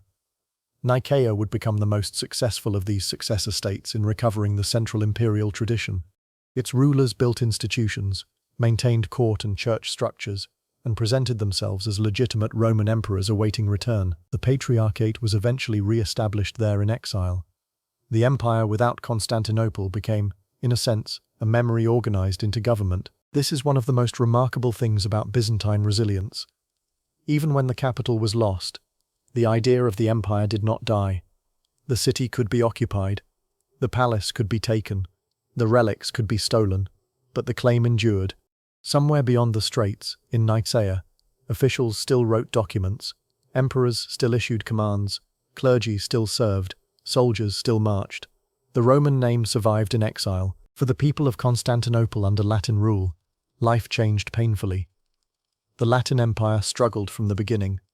It never possessed the resources, legitimacy, or administrative depth of the Byzantine state it had replaced. It faced enemies on many sides: Bulgarians, Nicaeans, Epirotes, and internal weakness. Its emperors ruled over a reduced and unstable realm. The city itself, stripped and damaged by conquest, declined.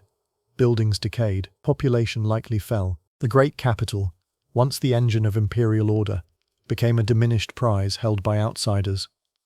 Imagine Constantinople in the years after the sack. The streets are still there. The walls still stand.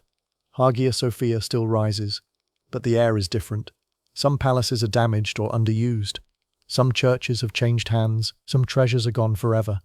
A family walks past a place where a relic once drew pilgrims, now empty. An old scholar remembers manuscripts no longer found. A craftsman who once worked for imperial patrons now struggles for commissions. A widow curses the Latins under her breath. A Latin knight, far from home, looks at the immense city he helped conquer and does not know how to govern it. Conquest is easier than legitimacy. Taking a city is not the same as becoming its soul. The Latin rulers of Constantinople could occupy the throne, but they could not become the Roman Empire in the eyes of the Greek population. They had power, but not belonging. And beyond the city, the exiled Byzantine world waited. In Nicaea, the Laskarid emperors worked carefully. Theodoros Lascaris laid foundations after the catastrophe. John XXX Vatatzes, ruling from 1222 to 1254, strengthened the state, improved administration, promoted economic recovery, and expanded territory. His reign is often remembered as one of the most capable in the exile period. The Nicaean state became more than a refugee government. It became a real power. It held lands, it managed resources, it fielded armies, it cultivated legitimacy, it waited for the city. Waiting, again, returns to us. Byzantium had waited behind walls against Persians and Avars. It had waited through Arab sieges. It had waited through iconoclasm. Now it waited in exile. But this was not passive waiting. It was preparation, a long, patient remembering. Meanwhile, the balance of power shifted repeatedly. Epirus rose and fell in ambition. Bulgaria under Tsar Kaloyan and his successors challenged the Latins and others. The Latin Empire weakened. Venetian interests remained strong at sea, but they could not alone restore the old vitality of Constantinople. The dream of a stable Latin Eastern Empire faded. In 1261, the moment came almost unexpectedly. The Nicaean Emperor Michael VIII Palaiologos had come to power and sought recovery of Constantinople. His general Alexios Strategopoulos, operating near the city with a relatively small force, discovered that much of the Latin garrison and Venetian fleet were away. An opportunity appeared. On July 25, 1261, the Nicaean forces entered Constantinople. The Latin Emperor Baldwin II fled. After 57 years, the city returned to Byzantine rule. Michael VIII entered Constantinople in triumph. The Roman Empire had come home, but home was not what it had been. This is the sorrow of restoration. To recover a lost city is not to recover lost time.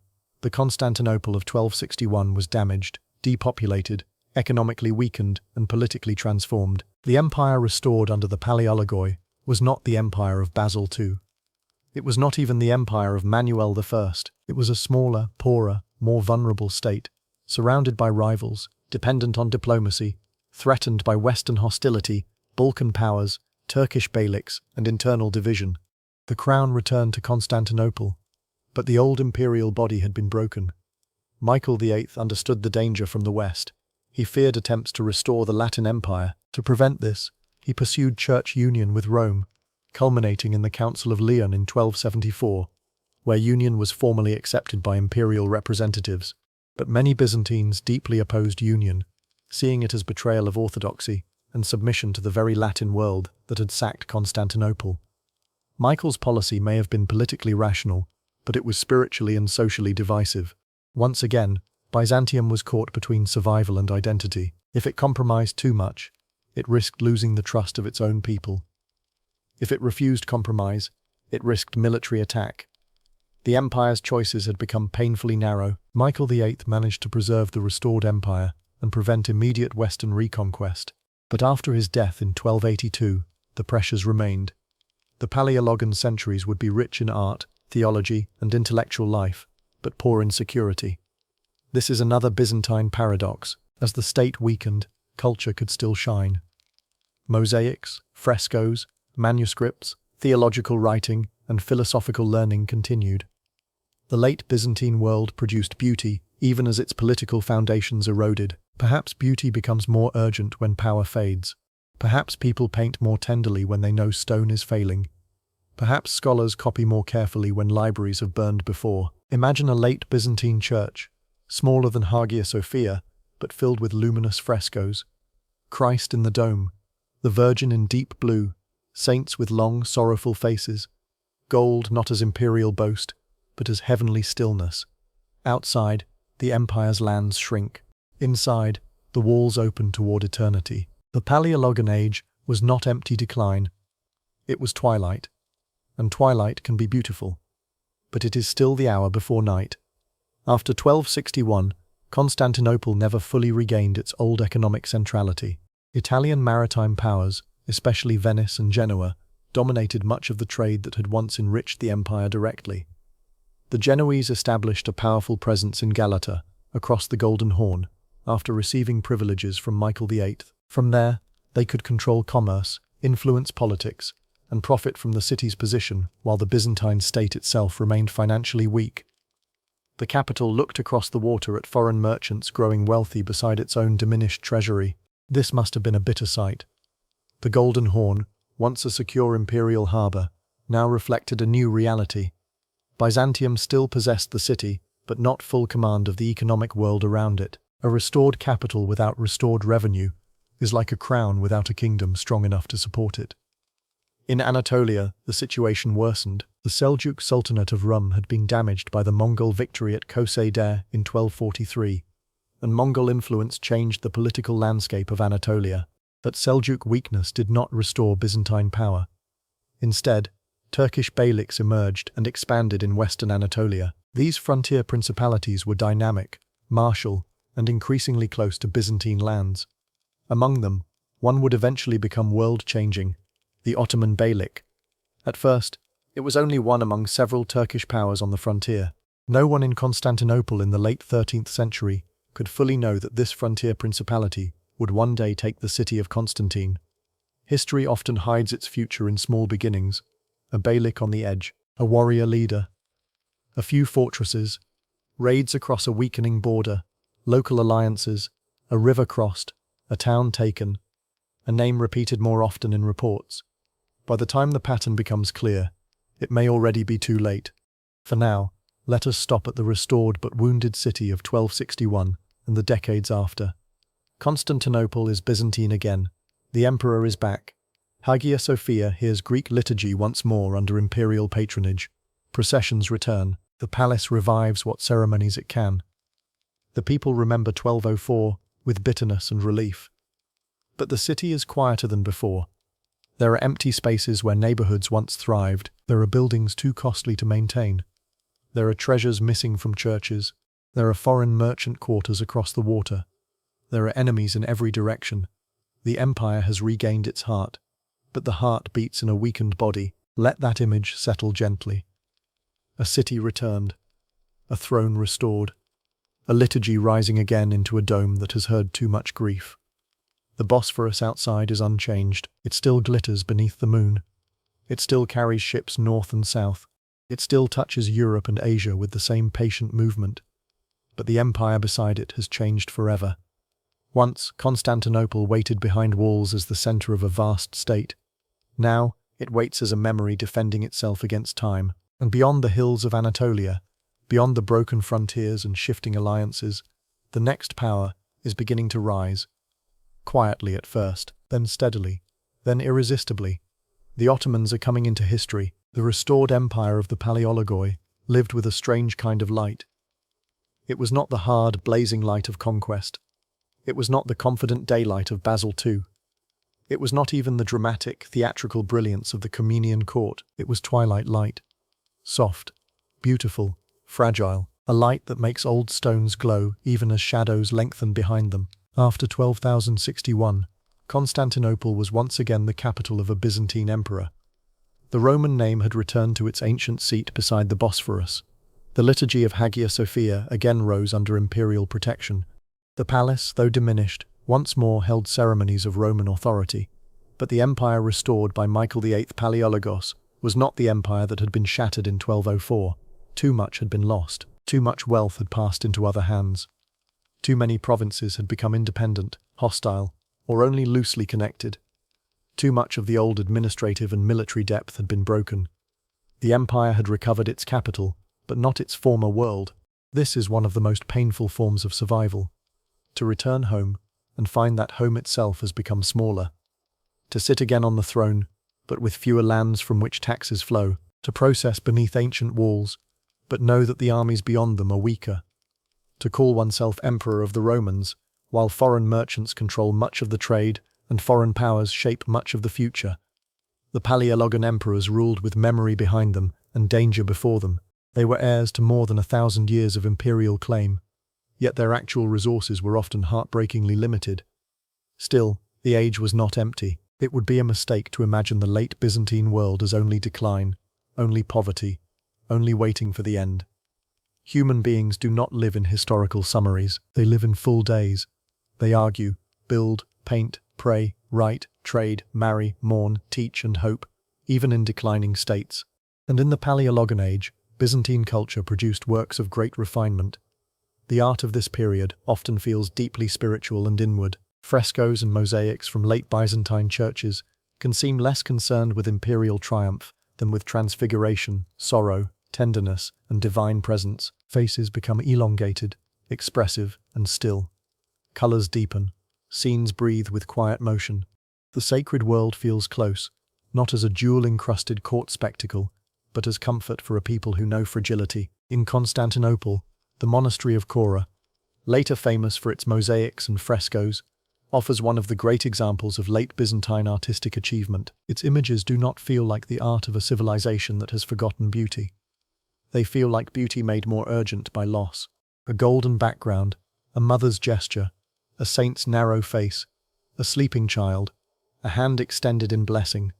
All of these become part of a civilization speaking softly at the edge of night. Theology also remained vigorous. The 14th century saw intense debates connected with hesychasm, a mystical tradition of prayer associated especially with Mount Athos and defended by Gregory Palamas. The controversy involved profound questions about prayer, divine light, and how human beings may experience God. To some listeners, these questions may seem far from politics, but in Byzantium, theology was never far from the life of the empire. Arguments about prayer could involve monks, bishops, emperors, councils, and factions. A debate about divine light could become a debate about authority. A spiritual practice could shape imperial politics. The empire was weakening, yet its mind remained active. Its scholars still read Plato and Aristotle. Its theologians still argued with precision. Its scribes still copied texts. Its teachers still passed learning to students. Its diplomats still wrote letters dense with inherited forms. And its people still understood themselves as Romans. Even as territory shrank, identity endured. But outside the world of books, icons, and prayer, the political earth was moving. In Anatolia, Byzantine control had been reduced to scattered holdings, especially in the northwest and along some coastal regions. The Turkish beyliks expanded into lands once governed from Constantinople. Some were larger, some smaller, some more maritime, some more inland. Among them, the Ottoman beylik, founded around the frontier zone of Bithynia, began as one power among others. Its early history contains both fact and later legend. Osman, the dynasty's eponymous founder, emerges from sources as a frontier leader, operating in a world where Byzantine weakness, local Christian communities, Turkish warriors, Ghazi ideals, alliances, raids, and opportunities overlapped. The frontier was not a simple border between two sealed civilizations. It was a zone of contact. Trade, warfare, intermarriage, conversion, service, betrayal, and negotiation could all occur there. Men crossed from one side to another. Fortresses surrendered through agreement as well as assault. Local populations adapted to whichever power could protect them or tax them. The late Byzantine frontier was porous, human, and unstable. One of the key Ottoman advances came with the capture of Bursa in 1326, traditionally associated with the final days of Osman and the early rule of his son Orhan. Bursa became an important Ottoman capital. For Byzantium, its loss was deeply symbolic and strategically serious. Bithynia had been close to Constantinople. It was not a distant eastern frontier beyond mountains. It lay across the water from the imperial city in northwestern Anatolia. The fact that the Ottomans could establish themselves there showed how far Byzantine power had receded. Imagine Constantinople looking across the Sea of Marmara toward lands that once formed part of its natural defensive world. Now those lands were slipping away. The empire still had its walls, but its surrounding shield was weakening. Orhan expanded Ottoman power further. Nicaea, the very city that had once preserved the Byzantine imperial tradition in exile after 1204, fell to the Ottomans in 1331. Nicomedia followed in 1337. There is a deep historical sadness in this sequence. Nicaea had once been the refuge of Roman legitimacy. It had kept the flame alive when Constantinople was Latin. Now it passed out of Byzantine hands. The geography of survival became the geography of loss, and yet, Byzantium did not respond as a unified, strong state might respond. It was too divided. Internal conflict weakened it again and again. The 14th century was marked by civil wars that drained the empire at precisely the moment it needed concentration. One of the most damaging struggles followed the death of Andronikos III in 1341. His young son, John V. Palaiologos, inherited the throne, but real power became contested between regency forces and John VI Cantacuzénos, a powerful aristocrat and close associate of the late emperor. The civil war that followed, lasting through much of the 1340s, was disastrous. It involved aristocratic factions, social tensions, foreign allies, Serbian and Bulgarian ambitions, and Turkish involvement. Byzantine rivals called upon outside powers to help them defeat other Byzantines. This is one of the saddest patterns in late imperial history. When a state is strong, it uses foreign allies carefully. When a state is weak and divided, foreign allies become arbiters of its future. The Ottomans and other Turkish forces were drawn into Byzantine civil conflicts, giving them opportunities to intervene, gain experience, make alliances, and cross into European affairs. Meanwhile, another power was rising in the Balkans, Serbia under Stefan Dušan. Dušan expanded dramatically in the mid-14th century, taking advantage of Byzantine weakness and conquering large parts of Macedonia, Epirus, Thessaly, and Albania. In 1346, he was crowned Emperor of the Serbs and Romans, a title that directly challenged Byzantine universal claims. The fact that a Serbian ruler could claim imperial status over lands long associated with Byzantium showed how far Constantinople's authority had diminished. The Roman title had become contested. The old hierarchy of the world was breaking apart. But Stefan Gution died in 1355, and his empire fragmented after him. This might have offered Byzantium relief in another age. But by then, the Ottoman rise had become increasingly serious. The Ottomans crossed into Europe in the mid-14th century. The capture of Gallipoli in 1354, after an earthquake damaged its defences, gave them a crucial foothold on the European side of the Dardanelles. From there, Ottoman expansion into Thrace and the Balkans accelerated. The geography that had once protected Constantinople now seemed to turn against it. The straits had always made the city a bridge between continents. Now the power rising in Anatolia could cross that bridge. The empire that had once ruled both sides of the water now watched an enemy establish itself on both sides. In 1361 or 1362, Adrianople, known today as Edirne, fell to the Ottomans. Though the exact dating has been discussed by historians, it became a major Ottoman centre in Europe, and eventually a capital before the conquest of Constantinople. This was a tremendous shift. Edirne lay in Thrace, west of Constantinople. The Ottomans were no longer merely an Anatolian danger. They were in Europe, surrounding Byzantine territory from behind. Constantinople was becoming an island of imperial memory within a tightening Ottoman world. The Byzantine Empire still existed, but by the later 14th century, it was reduced largely to Constantinople, parts of Thrace at times, Thessalonica intermittently, the Morea in the Peloponnese, and scattered territories depending on the moment. The empire's political geography became fragmented, negotiated, and often humiliating. Byzantine emperors sometimes had to accept vassalage or tribute relationships with stronger powers. They travelled west seeking help. They negotiated church union. They balanced rival neighbours. They pleaded, promised, delayed, and prayed. The imperial title remained majestic. The practical power behind it became thin. Consider the emotional weight of this transformation. An emperor of the Romans, heir of Constantine, Justinian, Heraclius, Basil II, and the Komnenoi, might now need permission, aid, or tolerance from rulers whose ancestors had once stood outside the Roman order. He still wore purple. He still ruled from the city of Constantine. But the world no longer obeyed the old symbols. Symbols can endure after power fades. Sometimes they endure because power fades. They become more precious when reality contradicts them. In the capital, life continued. This is essential to remember.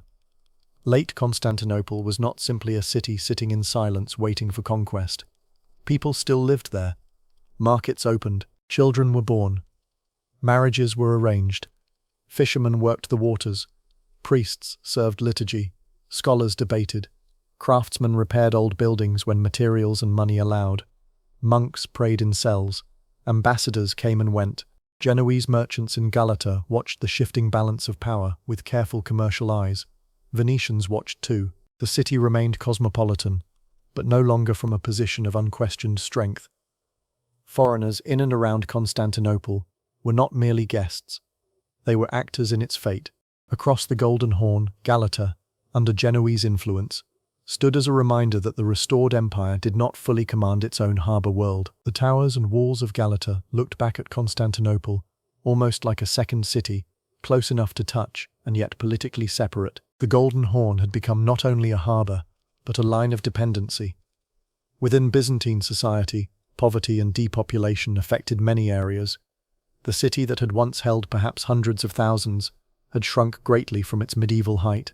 Large areas within the ancient walls may have contained gardens, ruins, monasteries, and sparsely inhabited zones. The walls enclosed a memory larger than the living city inside them. This image is deeply moving. A capital built for an empire, now sheltering a remnant. Streets that once carried dense crowds, now quieter. Palaces partly abandoned. Columns standing over empty spaces, gardens growing where houses had fallen. A city too large for its present, but not for its past. And still, Hagia Sophia stood, even in poverty, even in fear, even with cracks of age and the memory of desecration. The great church remained the spiritual heart of the city. Its dome had seen Justinian's ambition. It had heard the cries of the Nika riots. It had witnessed imperial coronations, iconoclast tensions, the prayers of siege, Latin occupation, restoration, and generations of ordinary worship. In the late empire, to enter Hagia Sophia must have been to enter the whole weight of Byzantine time. The building itself had become memory made of stone. If the empire was shrinking outside, inside the church the old universal claim could still be sung. The liturgy could still fill the air with a sense that heaven and earth touched. The emperor might be politically weak, but in ceremony he could still appear within the sacred order of Roman Christian kingship. This difference between practical weakness and symbolic fullness defines the late Byzantine mood. The empire was poor, but its rituals were ancient. It was threatened, but its theology was profound. It was reduced, but its memory was enormous. It was dying slowly, but not silently. During the 14th century, emperors looked west for help against the Ottoman threat, but help from the Latin West often came with demands for church union, and union remained deeply controversial. Many Byzantines believed that accepting Roman papal authority or Latin theological formulas would betray orthodoxy. Others believed that without Western military aid, the empire could not survive. This created a cruel choice: save the city at the possible cost of religious identity, or preserve religious identity while risking political extinction. For many ordinary Byzantines, the memory of 1204 made trust in the West almost impossible. How could the empire submit spiritually to the church world whose warriors had once looted Hagia Sophia? How could Latin promises be trusted when Latin swords had broken the city? And yet, how could Constantinople resist the Ottomans alone? The question did not go away. It returned again and again like a bell in fog.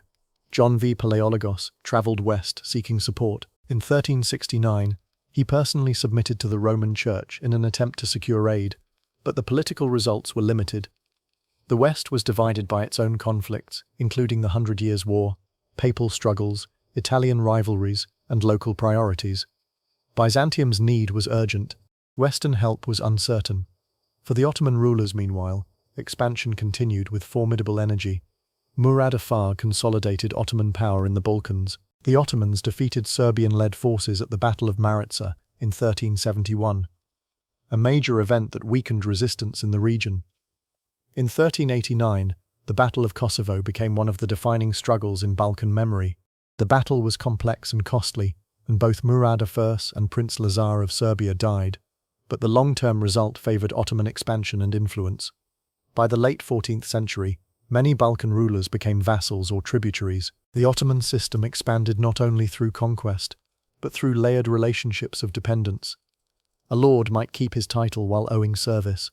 A city might retain some local structures while paying tribute. A defeated ruler might become part of the Ottoman political order. Again, conquest was not always a single event.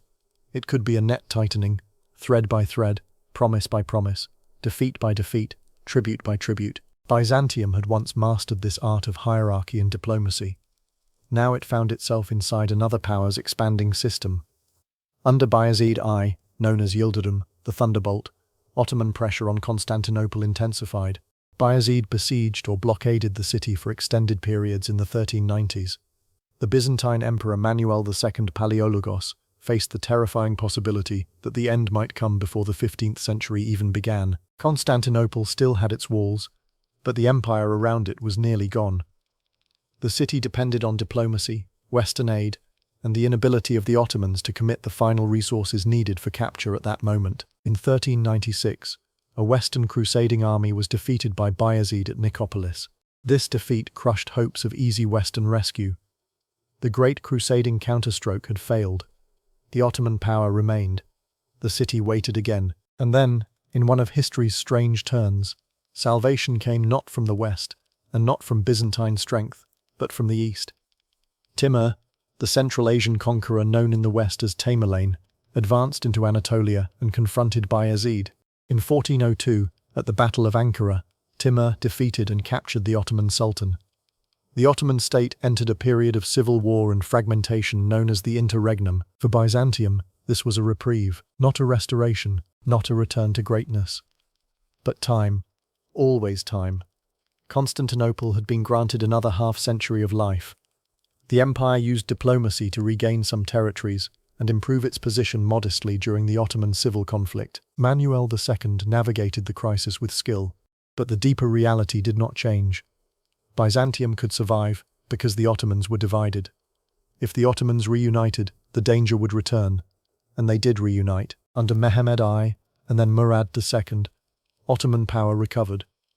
The empire of the Romans remained, but it was now a small, dependent, vulnerable state within the shadow of a much greater Ottoman power. In 1422, Murad II besieged Constantinople, but the city survived once more.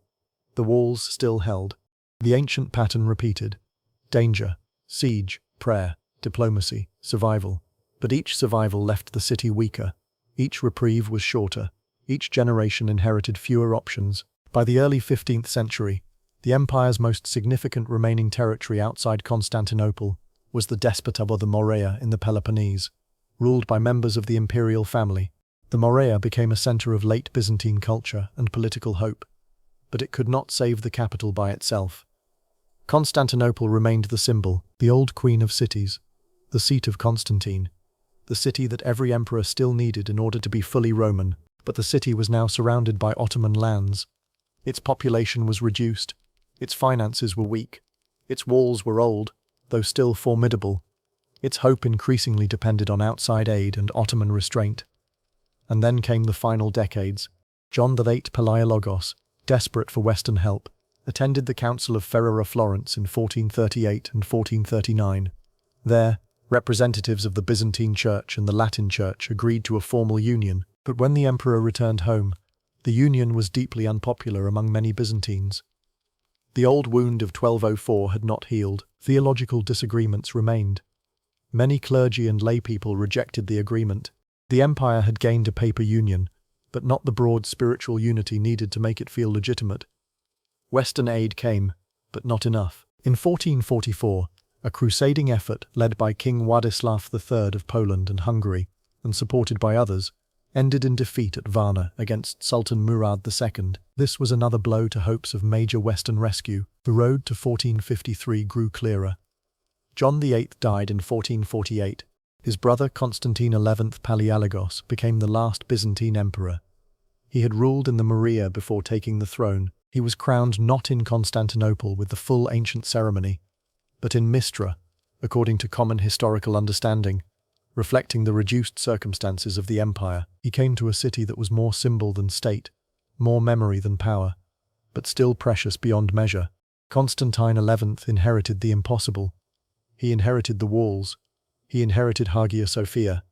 He inherited the imperial title. He inherited the distrust between unionists and anti-unionists. He inherited a treasury too small for the danger. He inherited a city that had survived for so long that survival itself seemed almost woven into its stones. And across the Ottoman throne, a young sultan was rising. Mehmed II. He had first become sultan as a boy, then returned to power in 1451 after the death of Murad II.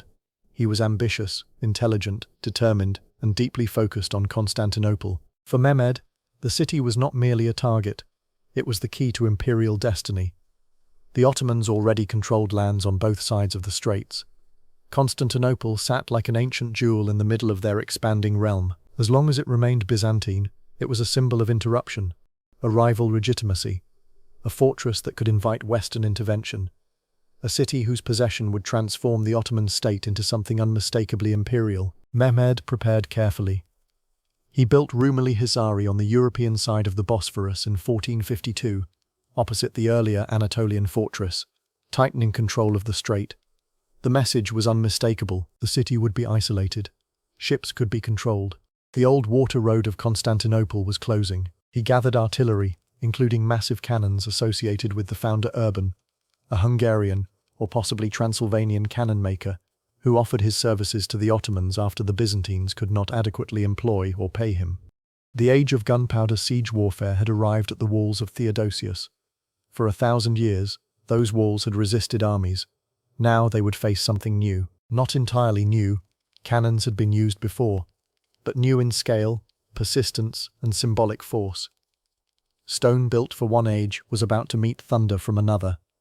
Constantinople prepared as best it could. The emperor appealed for help. Some Western aid arrived, most notably Genoese soldiers under Giovanni Giustiniani Longo, an experienced commander who would play a crucial role in the defense. Venetians and other Latins were present too, but the defending force was small compared with the Ottoman army. The city's walls were long. Its manpower was limited. Its fate would depend on courage, engineering, discipline, faith, and the hope that the ancient defenses could withstand modern siege power. Before the final siege begins in our telling, let us pause. Let the city breathe one last time before the storm. It is early 1453, the air over the Bosphorus is cold. The walls stand dark against the morning. Inside the city, people know danger is coming. Some repair defenses. Some carry stones, timber, tools, and supplies. Some argue about church union. Some pray before icons. Some hide valuables. Some refuse to believe that the city can truly fall. Some fear, quietly, that this time is different. The emperor moves through a city that is both capital and tomb of memory. He knows the weight of his name. Constantine. The first great founder of the city was Constantine. The last emperor will also be Constantine. History sometimes arranges symbols so perfectly that they feel almost unbearable. The Bosphorus moves beside the city as it always has. It has seen the rise of New Rome. It has seen Justinian's glory. It has seen Arab fleets, Rus ships, Venetian merchants, Latin conquerors, Nicaean restoration, Ottoman expansion. Now it waits beneath the fortress shadows of Mehmed's new design. The water that once made Constantinople mistress of passage now reflects the closing of the passage around her. The empire has reached its final gate, and beyond that gate, the last siege is gathering. In the spring of 1453, Constantinople stood like an old guardian at the edge of time. The city had been wounded before. It had been burned in riots. It had been shaken by earthquakes. It had been starved by sieges. It had been desecrated by the armies of the Fourth Crusade. It had lost provinces, wealth, people, and certainty. And yet, still, it stood. The walls of Theodosius stretched across the landward side of the city, ancient, scarred, and immense. For more than 1,000 years, since the city of Constantine had risen to become New Rome, these walls and the waters around them had given Constantinople time against Persians and Avars, time against Arab fleets, time against Bulgars, Rus and rebels, time against hunger, time against fear, time against the impossible.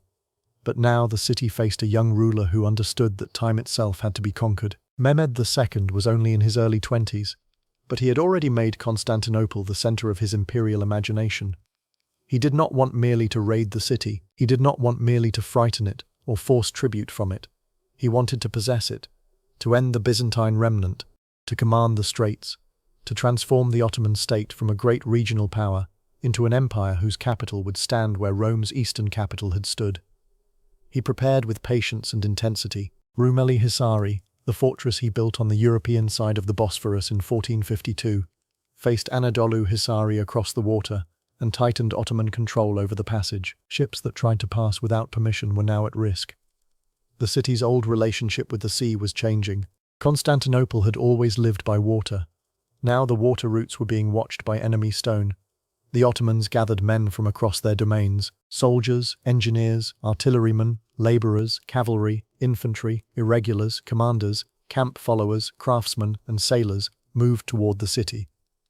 The army that approached Constantinople was large, though exact numbers given by sources vary and are often exaggerated. What matters for our quiet telling is not a precise dramatic number, but the imbalance. The Ottomans had far more men than the defenders. They had the initiative, they had artillery, they had momentum, they had a ruler determined not to leave until the city was taken.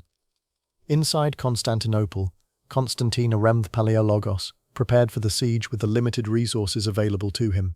He was the last emperor of a line stretching back, in Byzantine memory, through Constantine the Great, through Justinian, through Heraclius, through Basil II, through all the shining and broken centuries of Roman survival. He did not rule a vast empire. He ruled a city, fragments of territory, and a memory so immense it could hardly be carried by the weakened state that remained. The defenders were few. They included Greeks of the city, soldiers from remaining Byzantine lands, Venetian and Genoese volunteers, and other Latins who, despite the bitter history between East and West, chose to stand in the defense of Constantinople. Among the most important was Giovanni Giustiniani Longo, a Genoese commander experienced in siege warfare. He arrived with men and skill at a time when both were desperately needed.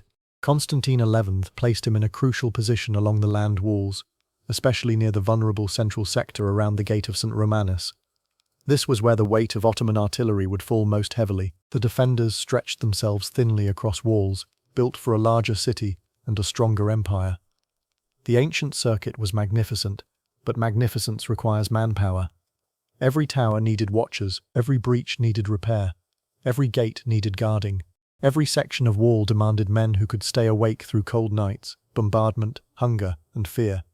The city closed itself for siege. The great chain was drawn across the entrance to the Golden Horn, from Constantinople to the Genoese colony of Galata, preventing enemy ships from easily entering the harbour. Behind that chain, the defenders hoped to preserve a sheltered maritime space. The Golden Horn had always been one of the city's great protective gifts. Now it became one of the last inner breaths of the defence. On April 6, 1453, the Ottoman siege began in earnest. The great guns were placed before the land walls. Among them were enormous cannons, including the famous bombard associated with Urban, whose casting and transport had themselves been feats of organisation. These weapons were slow to load, difficult to handle, and not always reliable by later standards. But their psychological power was immense. When they fired, the sound rolled like thunder across the plain. Stone shook, dust fell from old masonry. Birds lifted from rooftops inside the city. Children cried. Men on the walls looked toward cracks that had not been there before. For centuries, Constantinople's walls had defeated the technologies brought against them. Now the walls met gunpowder on a scale that made even ancient confidence tremble. The defenders worked constantly to repair damage. At night, under cover of darkness, they filled breaches with earth, timber, barrels, stones, and whatever materials could absorb the next day's blows. This was the hidden labour of the siege. Not the charge, not the shout, not the final heroic image, but men carrying baskets of earth in the dark, men dragging beams, men coughing in dust, men patching one wound in the wall while another opened nearby. A city does not survive a siege by courage alone. It survives by labour repeated after exhaustion. The Ottoman camp spread outside the walls like a second, temporary city. Tents, fires, animals, tools, siege works, command posts, prayers, arguments, and waiting. Soldiers looked up at the old walls and imagined the riches beyond them. Commanders calculated angles and timing. Imams and dervishes gave spiritual meaning to the struggle. Mehmed moved among his commanders, impatient for progress, but careful enough to keep pressure constant. He was not merely relying on one assault. He used bombardment, mining, naval pressure, psychological strain, and repeated attacks to wear the city down. The defenders, meanwhile, listened to the guns. Boom, silence, dust, shouting, stone falling. Then again, boom. In sleep, sounds become waves. But for the people of Constantinople, those sounds meant the approach of history's end. The siege was not only fought at the land walls, the sea mattered, as it always had. The Ottoman fleet tried to control the waters around the city, but the Golden Horn remained protected by the chain. Then, in one of the most famous episodes of the siege, Mehmed ordered ships to be hauled overland, across the hills behind Galata, into the Golden Horn. Logs were greased, men and animals pulled. Ships moved not through water, but over earth. The image has become almost legendary. Vessels sliding across land under Ottoman direction, bypassing the chain that had guarded the harbour. When the defenders saw Ottoman ships inside the Golden Horn, the psychological effect was severe. The protected harbour was no longer fully protected. The city had been outmanoeuvred. The enemy was now pressing from more directions. Again, we should pause with the feeling of that morning. Imagine a Byzantine defender looking down toward the Golden Horn and seeing sails where no sails should be. The chain is still there, but its meaning has changed. What had been a barrier has been bypassed. In war, the mind often breaks before the wall. The defenders did not surrender. They continued. But hope had grown thinner. There were moments of encouragement too. A few Christian ships managed to break through the Ottoman naval blockade and reach the city with supplies, fighting their way in despite Ottoman attempts to stop them. The sight of these ships must have lifted the defenders' spirits. For a brief time, the city could believe that help might still come from the sea, but the relief was small. The great Western rescue that many had hoped for did not arrive. The city remained largely alone. Inside Constantinople, religious tension over the union with Rome continued, but the siege forced many divisions into silence. The people needed prayer more than argument. Churches filled, processions moved, Icons were carried. The Theotokos, the Virgin Mary, long revered as protectress of the city, was invoked again. For centuries, Constantinople had believed itself under her special guardianship. How many times had the city been saved? How many sieges had failed? How many enemies had retreated? Surely some thought she would not abandon them now. Others, perhaps, feared that the sins of the city, the divisions of the churches, the memory of 12 Ondenbonts, or the compromises of emperors, or the sheer turning of divine providence had brought them to judgment. Medieval people did not experience catastrophe as purely political. They searched for spiritual meaning in events. A cannonball striking a wall could become more than physics. It could become a sign. A defeat could become punishment. A survival could become mercy. A city's fate could be read as part of the mystery of God's will. As the siege wore on through April and May, damage accumulated. Ottoman miners attempted to dig beneath the walls. The defenders countermined, listening underground for the faint sounds of picks and movement. There is something especially haunting about siege mining. War becomes invisible. Men move under the earth like shadows. The wall above may stand calm in sunlight, while beneath it, enemies crawl through darkness with fire, timber, and iron tools. The defenders, guided by engineers and experienced men, detected and destroyed several mines. Underground, in narrow spaces, men fought in darkness beneath the city, whose fate depended on them. Above ground, the bombardment continued. The great walls, repaired each night, became a shifting landscape of stone and packed earth. The defenders increasingly relied on the inner strength of temporary repairs. The empire itself had become like those walls, ancient stone, cracked by new forces, patched with whatever courage could still be found. Mehmed offered terms at points during the siege, but Constantine IX's refused to surrender the city, though he may have been willing to pay tribute if the siege were lifted. The essential point was clear. The emperor would not simply hand over Constantinople. For him, the city was not negotiable property. It was the seat of the Roman Empire. It was the inheritance of Constantine. It was the last visible body of a millennium of history. To abandon it voluntarily would have meant the end without witness.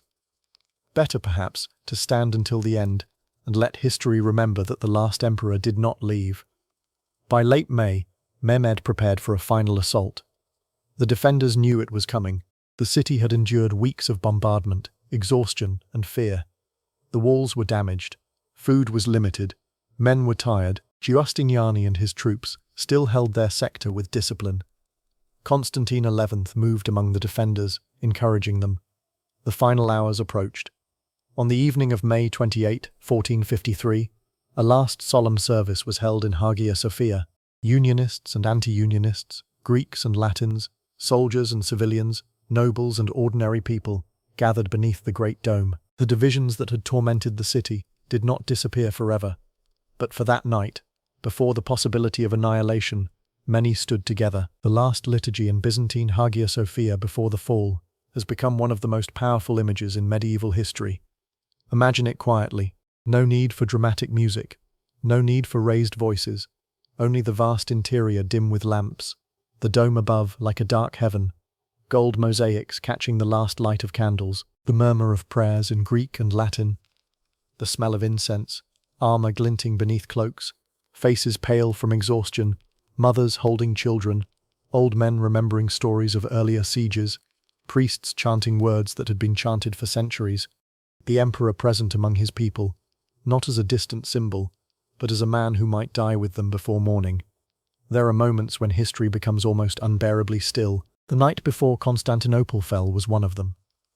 After the service, Constantine XI is said to have asked forgiveness from those around him, as a Christian preparing for death. The exact details are shaped by later memory, but the image fits the gravity of the hour. The emperor returned to the walls. The defenders took their positions. The city waited in darkness. Outside, the Ottoman army prepared. Orders moved through the camp. Men gathered ladders, weapons, shields, and courage. Drums sounded. Prayers were spoken. The final assault began in the early hours of May 29, 1453. The Ottomans attacked in waves. First came irregular troops, meant to exhaust the defenders and test the walls. Then more disciplined Anatolian troops pressed forward. Finally, the elite Janissaries advanced. The fighting was concentrated, especially around the damaged sections of the land walls, near the Mesotachion and the Gate of St. Romanus. The defenders fought with desperation. They hurled stones. They used arrows, crossbows, hand weapons, and small firearms. They pushed back ladders. They stood in breaches where stone had failed. For a time they held. Against numbers, artillery, exhaustion, and fate, they held. Then, during the fighting, Giovanni Giustiniani was wounded. Accounts differ on the exact nature and severity of the wound, but his withdrawal from the front had a devastating effect on morale. His men began to pull back. The defense at the most critical sector weakened.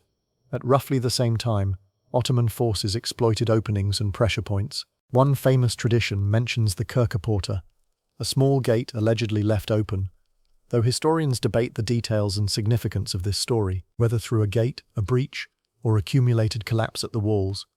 The essential truth is that Ottoman troops entered the city. Once attackers were inside, the defense began to unravel. The walls that had protected Constantinople for a millennium had finally been overcome. Constantine XI disappeared in the fighting. No certain body was identified. This uncertainty became part of his legend. The last Roman emperor did not leave a clear corpse for history to examine. He vanished into the fall of his city. Some traditions imagine him casting off imperial insignia and dying as a soldier among his men. Whether every detail is recoverable or not, the symbolic truth remains powerful. The emperor stayed. He did not flee to rule a shadow elsewhere. He met the end at the walls. With his death, the line of Byzantine emperors ended. The Roman Empire, in its Eastern medieval form, had finally fallen. The city was taken.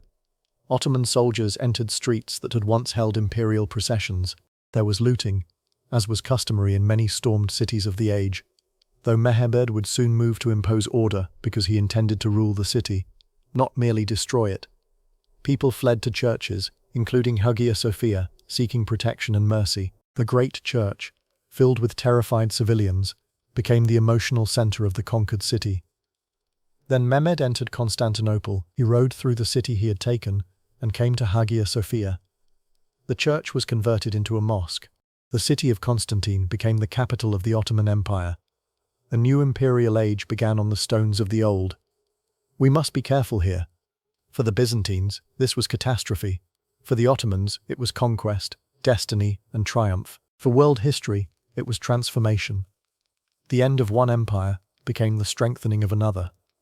Mehmed took the title Kaisar-i-Rum, Caesar of Rome, presenting himself not only as a conqueror of the city, but as heir to its imperial prestige. This did not mean Byzantines accepted him in the same way they had accepted their own emperors, but it shows the power of Constantinople's inheritance. Even the conqueror wanted the Roman name. The city's fall sent shockwaves through the Christian world. In Western Europe, reactions mixed grief, alarm, guilt, and political calculation. Some saw the fall as divine punishment, some called for crusade, some mourned the loss of a great Christian capital.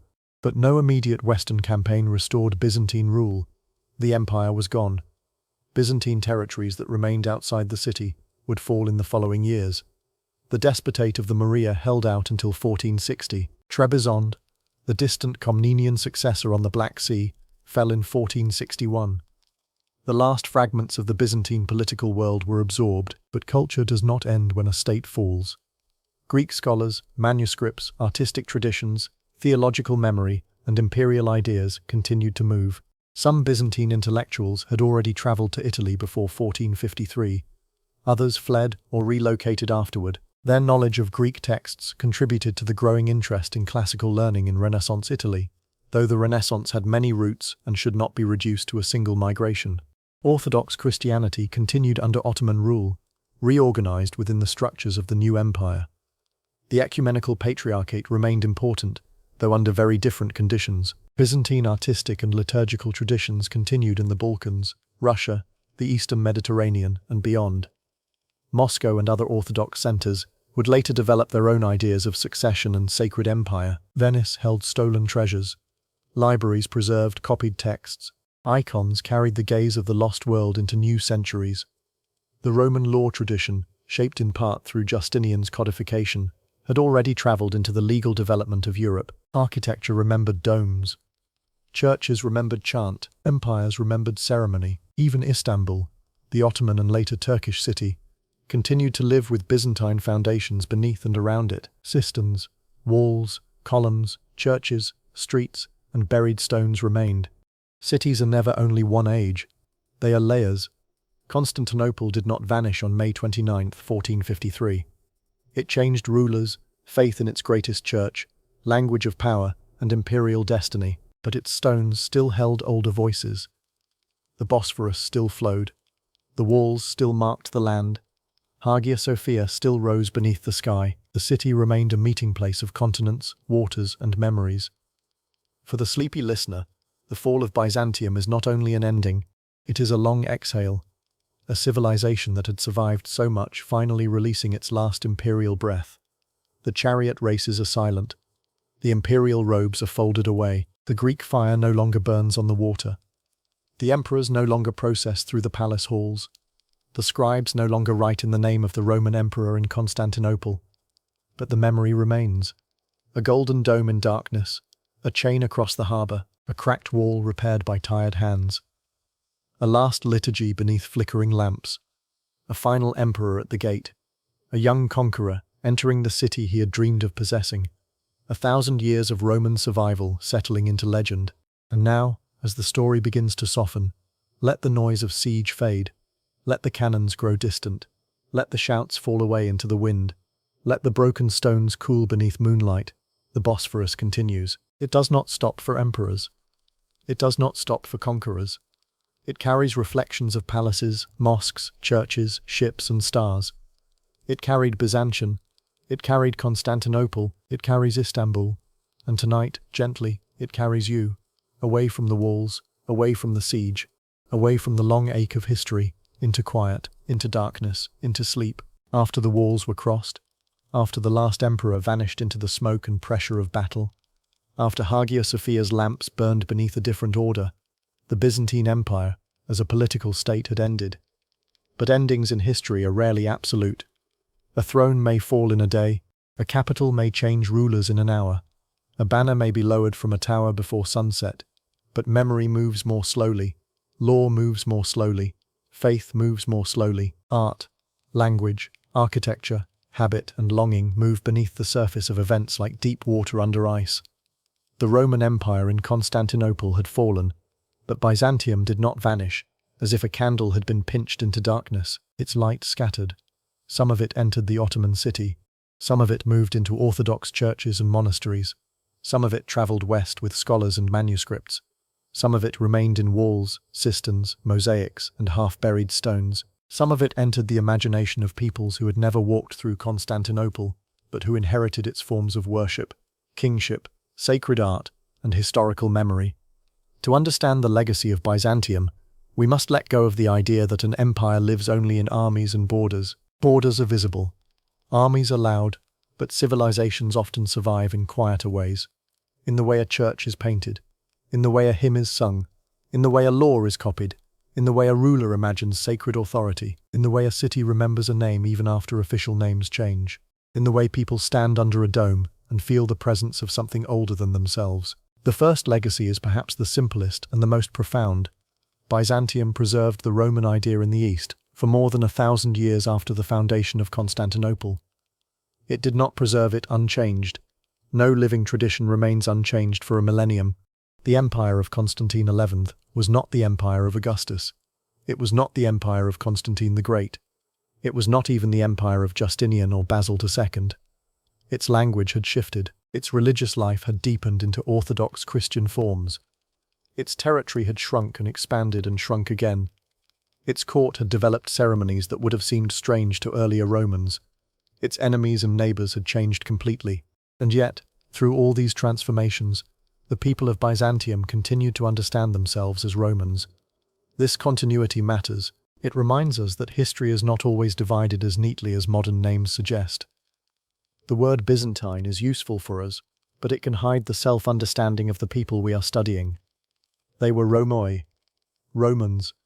Their empire was Romania, the Roman realm. Their emperor was Basilius ton Romoion, emperor of the Romans. The modern distinction between Roman and Byzantine helps organize textbooks, but it can create a false emotional distance. For the people of Constantinople, Rome did not end in 476. Rome prayed in Greek. Rome crowned emperors beneath icons. Rome defended Anatolian passes. Rome debated the nature of Christ. Rome copied Homer and the Church Fathers. Rome built domes and cisterns. Rome watched the Bosphorus. This Roman identity endured so powerfully that even conquerors and rivals wanted to claim it. The Seljuk Sultanate of Rum carried the name of Rome in Anatolia. Mehmed II claimed the title Caesar of Rome after conquering Constantinople. Later powers in the Orthodox world would imagine themselves as heirs to Byzantine sacred empire in different ways. The Roman name was too powerful simply to disappear. It became a language of legitimacy, a memory that rulers could not ignore.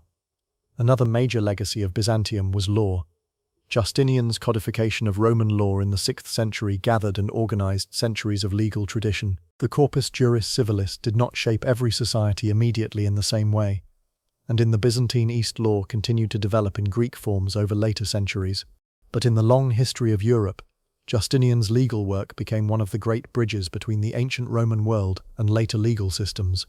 In medieval Western Europe, especially from the revival of Roman law studies at places such as Bologna, Justinianic law became a foundation for legal thinking. It influenced ideas of property, contract, authority, procedure, and the relationship between written law and political order.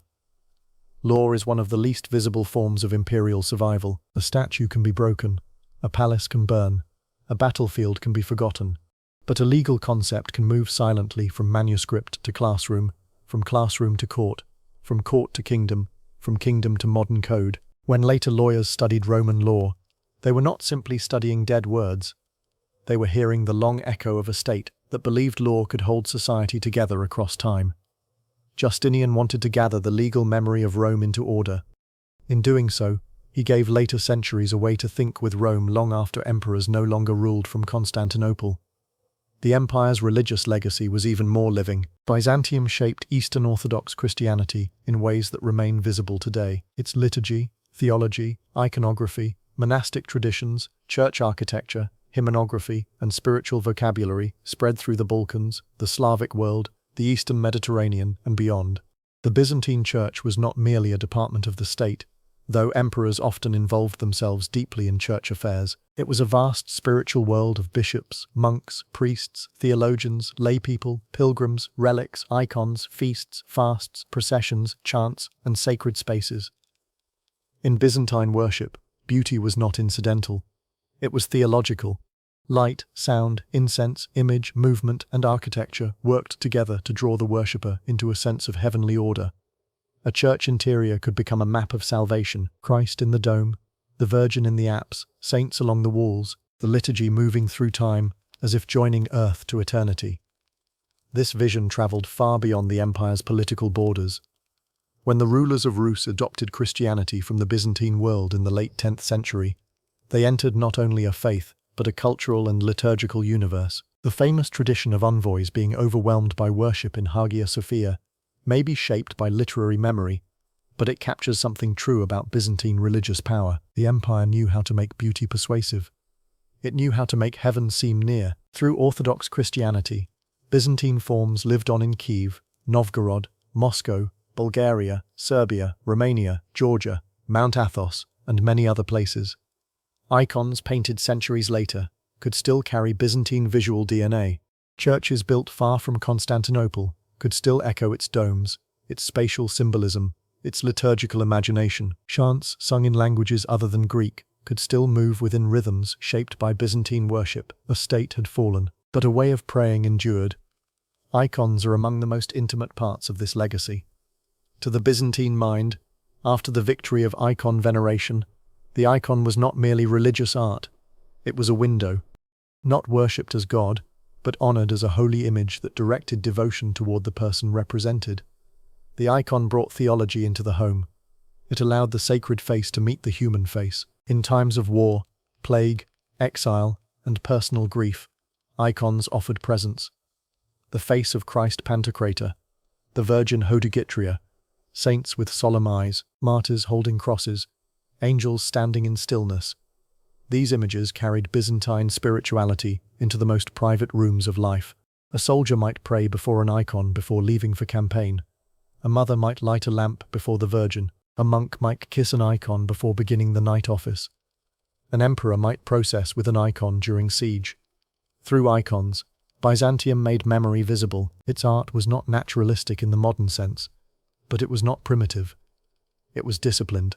It wanted to show not simply how a body appears in ordinary light, but how a person participates in eternity. The long face, the large eyes, the still pose, the gold background, these are not failures to imitate the world.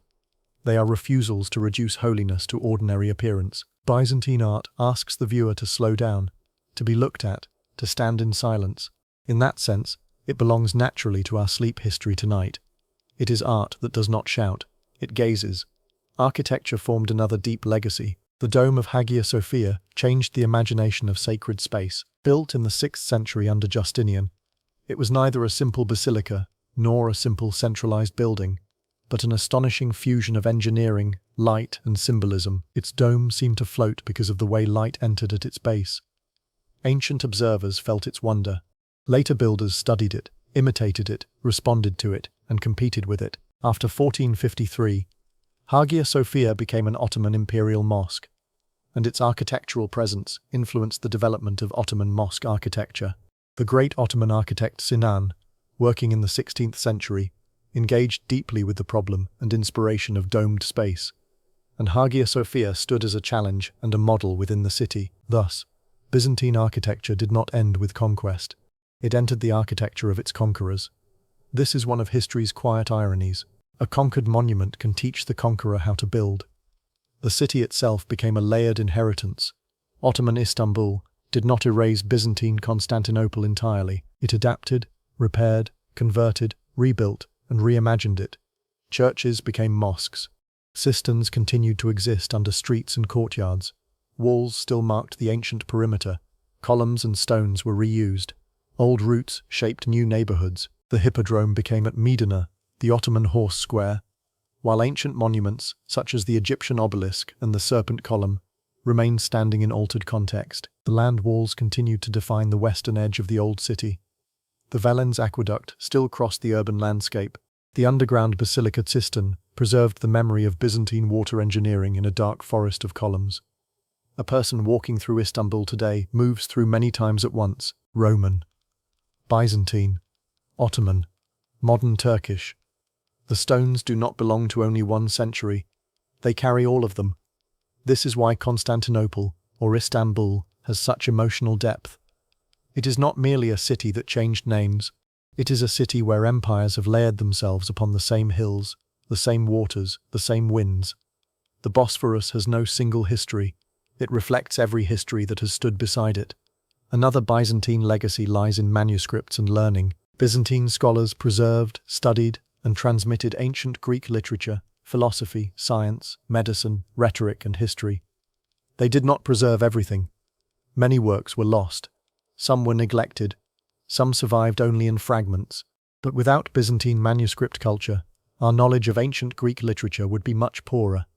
Homer, Sophocles, Euripides, Herodotus, Thucydides, Plato, Aristotle, and many others passed through Byzantine hands. Sometimes those hands were reverent, sometimes practical, sometimes critical, sometimes simply doing assigned work in a school or monastery. But each copied text was an act against disappearance. In the later centuries, especially before and after 1453, Greek scholars brought learning to Italy and other Western centers. Figures such as Manuel Chrysoloras helped teach Greek in Italy before the fall, and others contributed to the broader revival of Greek studies. The Renaissance was not created by Byzantines alone. It had many Western roots, economic contexts, artistic developments, and intellectual currents. But Byzantine scholars and manuscripts played a meaningful role in deepening Western access to Greek texts. Again, the empire fell, but its books traveled, its language traveled, its teachers traveled. A manuscript crossing the sea can be as consequential as an army crossing a frontier, only its conquest is slower. Byzantium also left a diplomatic legacy. For centuries, it had mastered the art of surviving among stronger or dangerous neighbors through intelligence, ceremony, marriage alliances, titles, payments, religious missions, and careful manipulation of rivalries. Modern diplomacy is not simply Byzantine diplomacy reborn, of course. But the empire offers one of history's great examples of statecraft under pressure. It understood that not every problem could be solved by battle. It understood that prestige could shape behavior. It understood the value of information. It understood that gifts could be cheaper than wars. It understood that enemies might be divided, delayed, converted, flattered, frightened, or absorbed.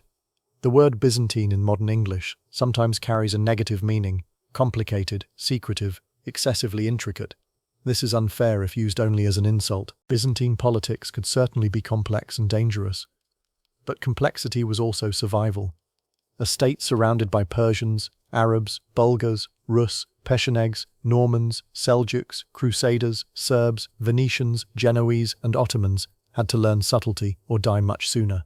The empire lasted not because it was simple. It lasted because it was adaptable. There is also the legacy of imperial ceremony. The Byzantine court shaped ideas of sacred monarchy across neighboring worlds. Rulers in Bulgaria, Serbia, Rus, and elsewhere borrowed symbols, titles, rituals, artistic forms, and political ideas from Constantinople. To be crowned, to wear certain garments, to use certain seals, to build certain churches, to describe oneself in certain theological language, all of this could echo Byzantine models. The emperor in Constantinople had imagined himself as the earthly reflection of divine order. Even when other rulers rejected Byzantine superiority, they often borrowed Byzantine forms to express their own authority. This is another sign of cultural power. Imitation can be rivalry. To imitate an empire is sometimes to challenge it with its own language. Byzantium's enemies learned from it. Its neighbors learned from it. Its conquerors learned from it. Its memory became a toolkit of power. And what of the ordinary people after the fall? History often follows emperors, but the fall of an empire is lived in households. After 1453, Greek Orthodox Christians in the former Byzantine lands continued to live under Ottoman rule. Their experiences varied by place, class, time, and circumstance. The Ottoman system incorporated religious communities in ways that allowed Orthodox institutions to continue, though under Muslim imperial sovereignty and within constraints.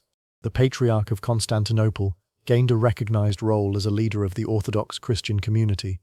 Even as that role existed within the Ottoman order, this was not Byzantine freedom restored, it was survival under new rule. Again, survival, the word returns. Byzantium had survived as empire for centuries.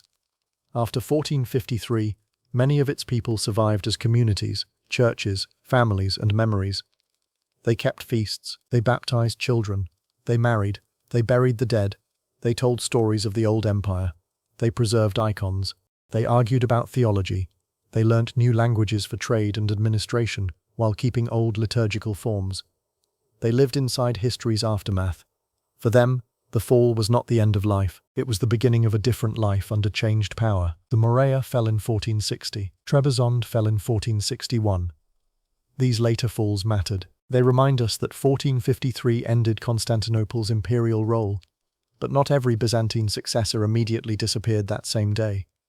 The remnants faded in sequence. The political world of Byzantium closed like a series of doors: Constantinople, Mora, Trebizond, and then, after the doors closed, the echoes remained.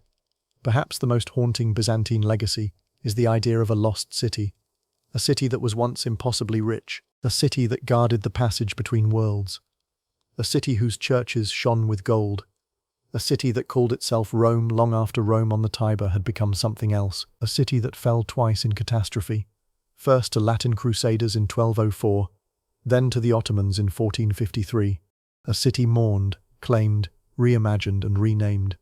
Lost cities are powerful because they are never entirely lost. They live in longing, they become symbols into which later generations pour grief, pride, resentment, beauty, and identity. For Orthodox Christians, Constantinople remained a sacred memory. For the Ottoman Empire, it became an imperial capital of immense prestige. For Western Europe, it became part of the story of Crusade, Renaissance learning, and the shifting balance between Christian and Muslim powers. For modern historians, it remains one of the most fascinating examples of continuity, adaptation, and survival in world history. For travelers, it is a place where stones speak if one moves slowly enough, and for us tonight, it is a landscape of sleep. Not because its history is gentle, much of it is not, but because it is vast, rhythmic, layered, and distant, The rise and fall of Byzantium carries the mind away from the small anxieties of the present into the deep movement of centuries. The waves of the Bosphorus become time itself. One wave for Constantine, one for Justinian, one for Heraclius, one for the defenders against the Arab sieges, one for the icon painters, one for Basil II, one for Romanos at Manzikert, one for Alexios and the Crusaders, one for the terrible year 1204, one for the return in 1261, one for the twilight painters of Cora, one for the Ottoman horsemen crossing into Europe, one for Constantine XI, one for the morning of May 29, and then more waves, still coming, because history does not stop where our chapters end. If you listen closely, you can almost hear the city at different moments at once.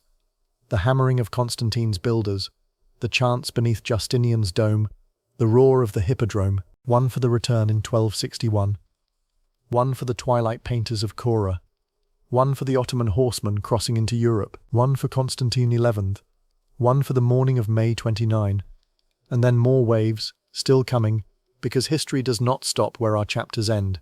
If you listen closely, you can almost hear the city at different moments at once.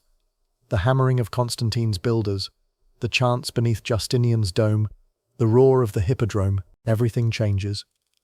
Names change, rulers change, languages of power change, churches become mosques, palaces become ruins, harbours shift, walls crack, empires vanish.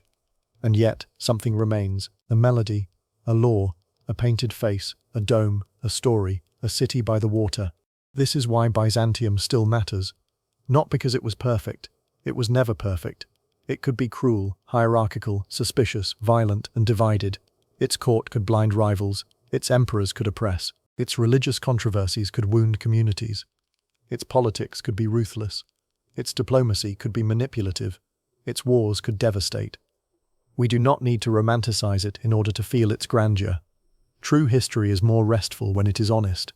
The Byzantine Empire was majestic not because it was pure, but because it endured, because it carried Rome across 1,000 years of transformation, because it built beauty while surrounded by danger, because it argued about heaven while repairing walls on earth, because it preserved books while losing provinces, because it turned ceremony into statecraft and faith into architecture, because it survived disasters that should have ended it centuries earlier, and because, when it finally fell, it left behind not emptiness, but inheritance.